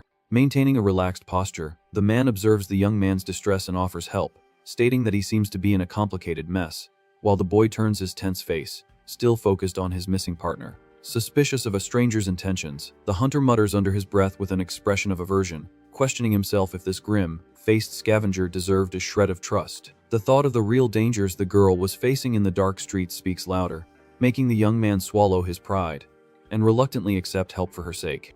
Hearing the short account, the man in glasses exhales a puff of cigarette smoke and seriously agrees that losing one's travel companion in this region was not a good situation at all. Intrigued by the gravity in his tone, the android asks what he meant by that, and the scavenger begins to explain about the factions that inhabited the city's periphery. The bald man describes that there are banished delinquents and savage types living hidden in the sewers, reinforcing that if the human fell into their hands, the rescue would be very complicated. Desperation takes over the boy's face as he yells for them to start the search immediately before it's too late, but a shrill voice interrupts the urgency, calling the scavenger by the name Gran. With an ironic smile, the big man notes that luck has come knocking as the young man quickly turns his neck and freezes upon seeing Sina walking, safe and sound, alongside the pink-haired girl. Embarrassed by her own disappearance, the student gives a sheepish smile, scratching the back of her neck, and offers a timid apology, announcing she was finally back. Relieved by the peaceful outcome of the confusion, the scavenger in glasses smirks and puts out his cigarette in an ashtray, noting that her desperate partner no longer needed his search services. Still in a state of shock, the protagonist's eyes widen as he stares at the human's figure, unable to process the profound relief that instantly flooded his body. Displaying an exaggerated curiosity, the pink-haired traveler points a finger, asking who the lone hunter was who was about to pull his hair out over her disappearance. Overcome by repressed emotions, the boy lowers his face, clenches his fists tightly, and takes a deep breath before taking any drastic action in the middle of the street. In an intense and unexpected show of affection, the android hugs the girl, holding her firmly against his body and murmuring with genuine relief how grateful he is that she's safe.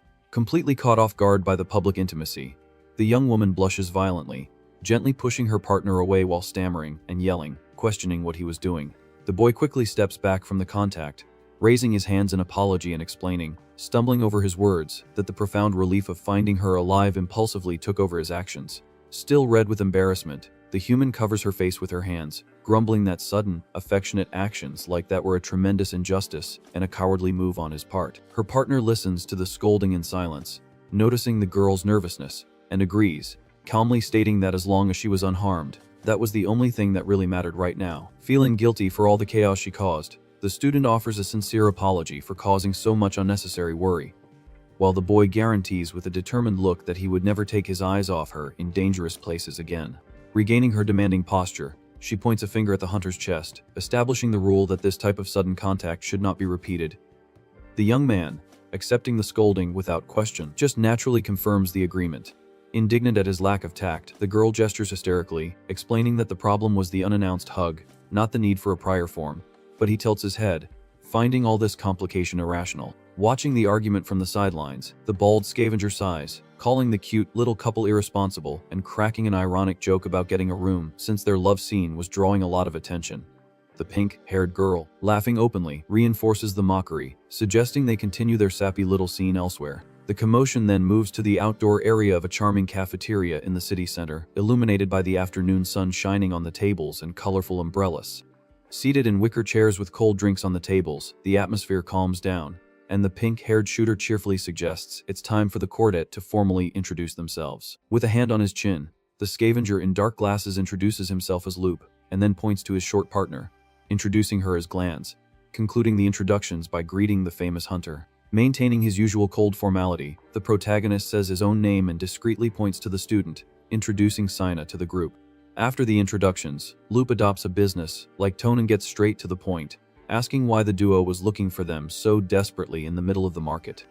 The human swallows hard at the direct question, while the shooter Glans raises her glass with a suggestive smile, teasing the android to reveal the true interest behind their relentless search. The pink-haired shooter laughs sarcastically, asking if the lone hunter had changed his mind so quickly about not wanting their help, while the human just watches the exchange of barbs in silence. With a cold and direct gaze, the young hunter ignores the provocation and gets straight to the point, openly declaring that he needs a ride in their truck to get to the legendary information library.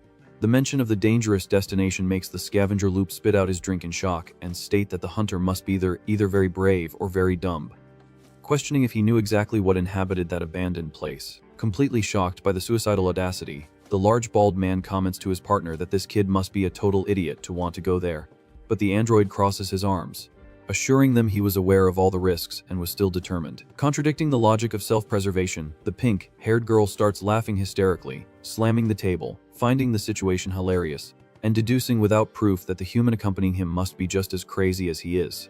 Confused by the scavenger's exaggerated reaction, the student whispers close to her companion's shoulder, asking what was going on, and if they would agree to help or not. The memory of the monstrous silhouette flying over the dark library haunts the protagonist's mind, and he silently wonders why on Earth these treasure hunters would help them enter the lair of a powerful alien like the Leviathan. The answer comes with the shooter Glans raising her arms, loudly celebrating that their motivation would be purely and simply financial profit, startling the young human with her sudden capitalist excitement. Noticing her blunder of shouting about money, the traveler gestures hastily, apologizing for her over-the-top emotion and tries to regain her composure while the duo of adventurers just stares at her, dumbfounded. Not understanding the financial logic, the girl shakes her head, questioning how they could profit from a ruined library full of hungry monsters. The comment hits the shooter's mercantile soul, and she points a finger to the sky, displaying a gigantic smile and celebrating that she was praying for someone to ask that exact question. In a dramatic monologue, Glans epically describes that rumors say the library holds priceless artifacts from the ancient world and treasures of the extinct humanity that are worth a true fortune in the hands of collectors. Cutting his partner's heroic smile short, Loop finishes the explanation very dryly, declaring that the place was practically the promised land for audacious scavengers. Annoyed by the interruption, the girl slams her hands on the table, demanding her partner stop ruining her narrative, while the man in glasses exhales smoke, laughing at her complete lack of emotional control. Tired of the endless jokes and focused only on the mission, the android clenches his fists, slams the table, and yells in an authoritarian tone, asking if they were going to give them the darn ride in the truck or not, immediately silencing the laughter. Faced with the intimidating pressure, the pink-haired traveler yields with a wide smile, confirming in a cheerful tone that they would have no problem taking the duo to their destination. Extremely happy and relieved, the girl turns to her companion, grabbing his shoulders and celebrating the success of the negotiation, while he agrees with a contained, slight smile. However, the excitement is soon interrupted when the shooter points a finger, raising a caveat that makes the two of them recoil with worried expressions. Assuming a posture of someone who sets the rules, the pink-haired girl crosses her arms and coldly decrees that the trip wouldn't be free, establishing the harsh reality of the scavenger world. Staring at the traveler with a suspicious look, the hunter murmurs to his partner about his intuition that this wouldn't be easy and demands to know the exact condition the duo wanted to impose.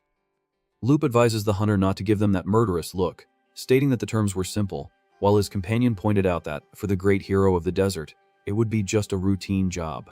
Already out of patience with the excessive mystery, the young man's face hardens, and he gives a direct, harsh order, demanding they spit out what the darn price of the deal was. Unfazed by the brutality, Glan smiles and raises her index finger, announcing that their condition boiled down to performing just one very simple task. Clapping her hands in a pleading and dramatic gesture, the shooter proclaims that their request for the famous monster slayer was to carry out an alien hunting mission on their behalf. The large bald man joins the conversation, detailing that a troublesome alien has taken up residence in an old excavation area, completely halting the scavengers' work, and promises the ride in exchange for clearing the place out. Whispering close to her companion's ear, the student apprehensively questions if he could handle the dangerous creature alone, as Loop's words indicated a very serious threat. Sporting unwavering confidence, the protagonist accepts the challenge immediately, calmly stating that no monster would be an impossible problem to take down if she was with him. The declaration sounds like a direct pick-up line, making the young woman's face explode in shades of red, and let out a strangled sound of embarrassment as she tries to hide under the confused gazes of the scavengers. With a confident smile on her face, the shooter turns her back, accepting the sealed deal, and points out in a threatening tone that she expected a clean and flawless job from him. In a brusque movement, the hunter gets his face aggressively close to hers, declaring that the feeling was mutual and lethally threatening that if they broke their word and betrayed them in an alien minefield, the punishment would be much more than just a warning. The hunter's menacing and murderous aura sends shivers down the shooter's spine, and she, sweating, stammers that not telling lies has always been her life's motto. Maintaining his imposing, unblinking posture, the android just glares at the travelers, ensuring that he expected that promise to be truly kept if they wanted to live. Watching the blatant intimidation, the girl and the bald scavenger just exchange confused and slightly scared looks at the aggressiveness of this newly formed pact. To break the tense and deadly mood, the pink-haired young woman raises her arm, shouting in celebration that the deal was officially sealed, and calling for everyone to leave immediately. The group then leaves the cafeteria table and walks side by side through the paved streets until they reach a parking lot behind a building where several large vehicles are resting. Standing proudly in front of a shiny blue car, the shooter strikes a showy pose and announces that this modest model would be their transport for the journey. Completely admiring the car's impeccable condition, the student clasps her hands, quietly praising the vehicle's quality, while the hunter observes the scene in silence with his arms crossed. The large man quickly opens the side door, and the shooter hurries the group, shouting for everyone to get in the car before they waste any more time. As soon as everyone is on board, the immense armored gates of the underground garage open, and the blue car speeds off directly into the dangerous terrains located beyond the protective walls. The narrative cuts to a scene of heavy boots stepping on debris-covered ground, indicating the presence of people observing the dead area up close. The pale, bruised face of the delinquent, who was humiliated in the alley hours ago, appears in the dark, showing a furious gaze and a sadistic desire for revenge against the shooter. With his body still enveloped in the residual sparks from the attack, he cracks his knuckles, commanding a huge gang of exiled criminal androids in the shadows, and, in a furious tone, orders everyone to advance with relentless violence, preparing a deadly ambush against their targets.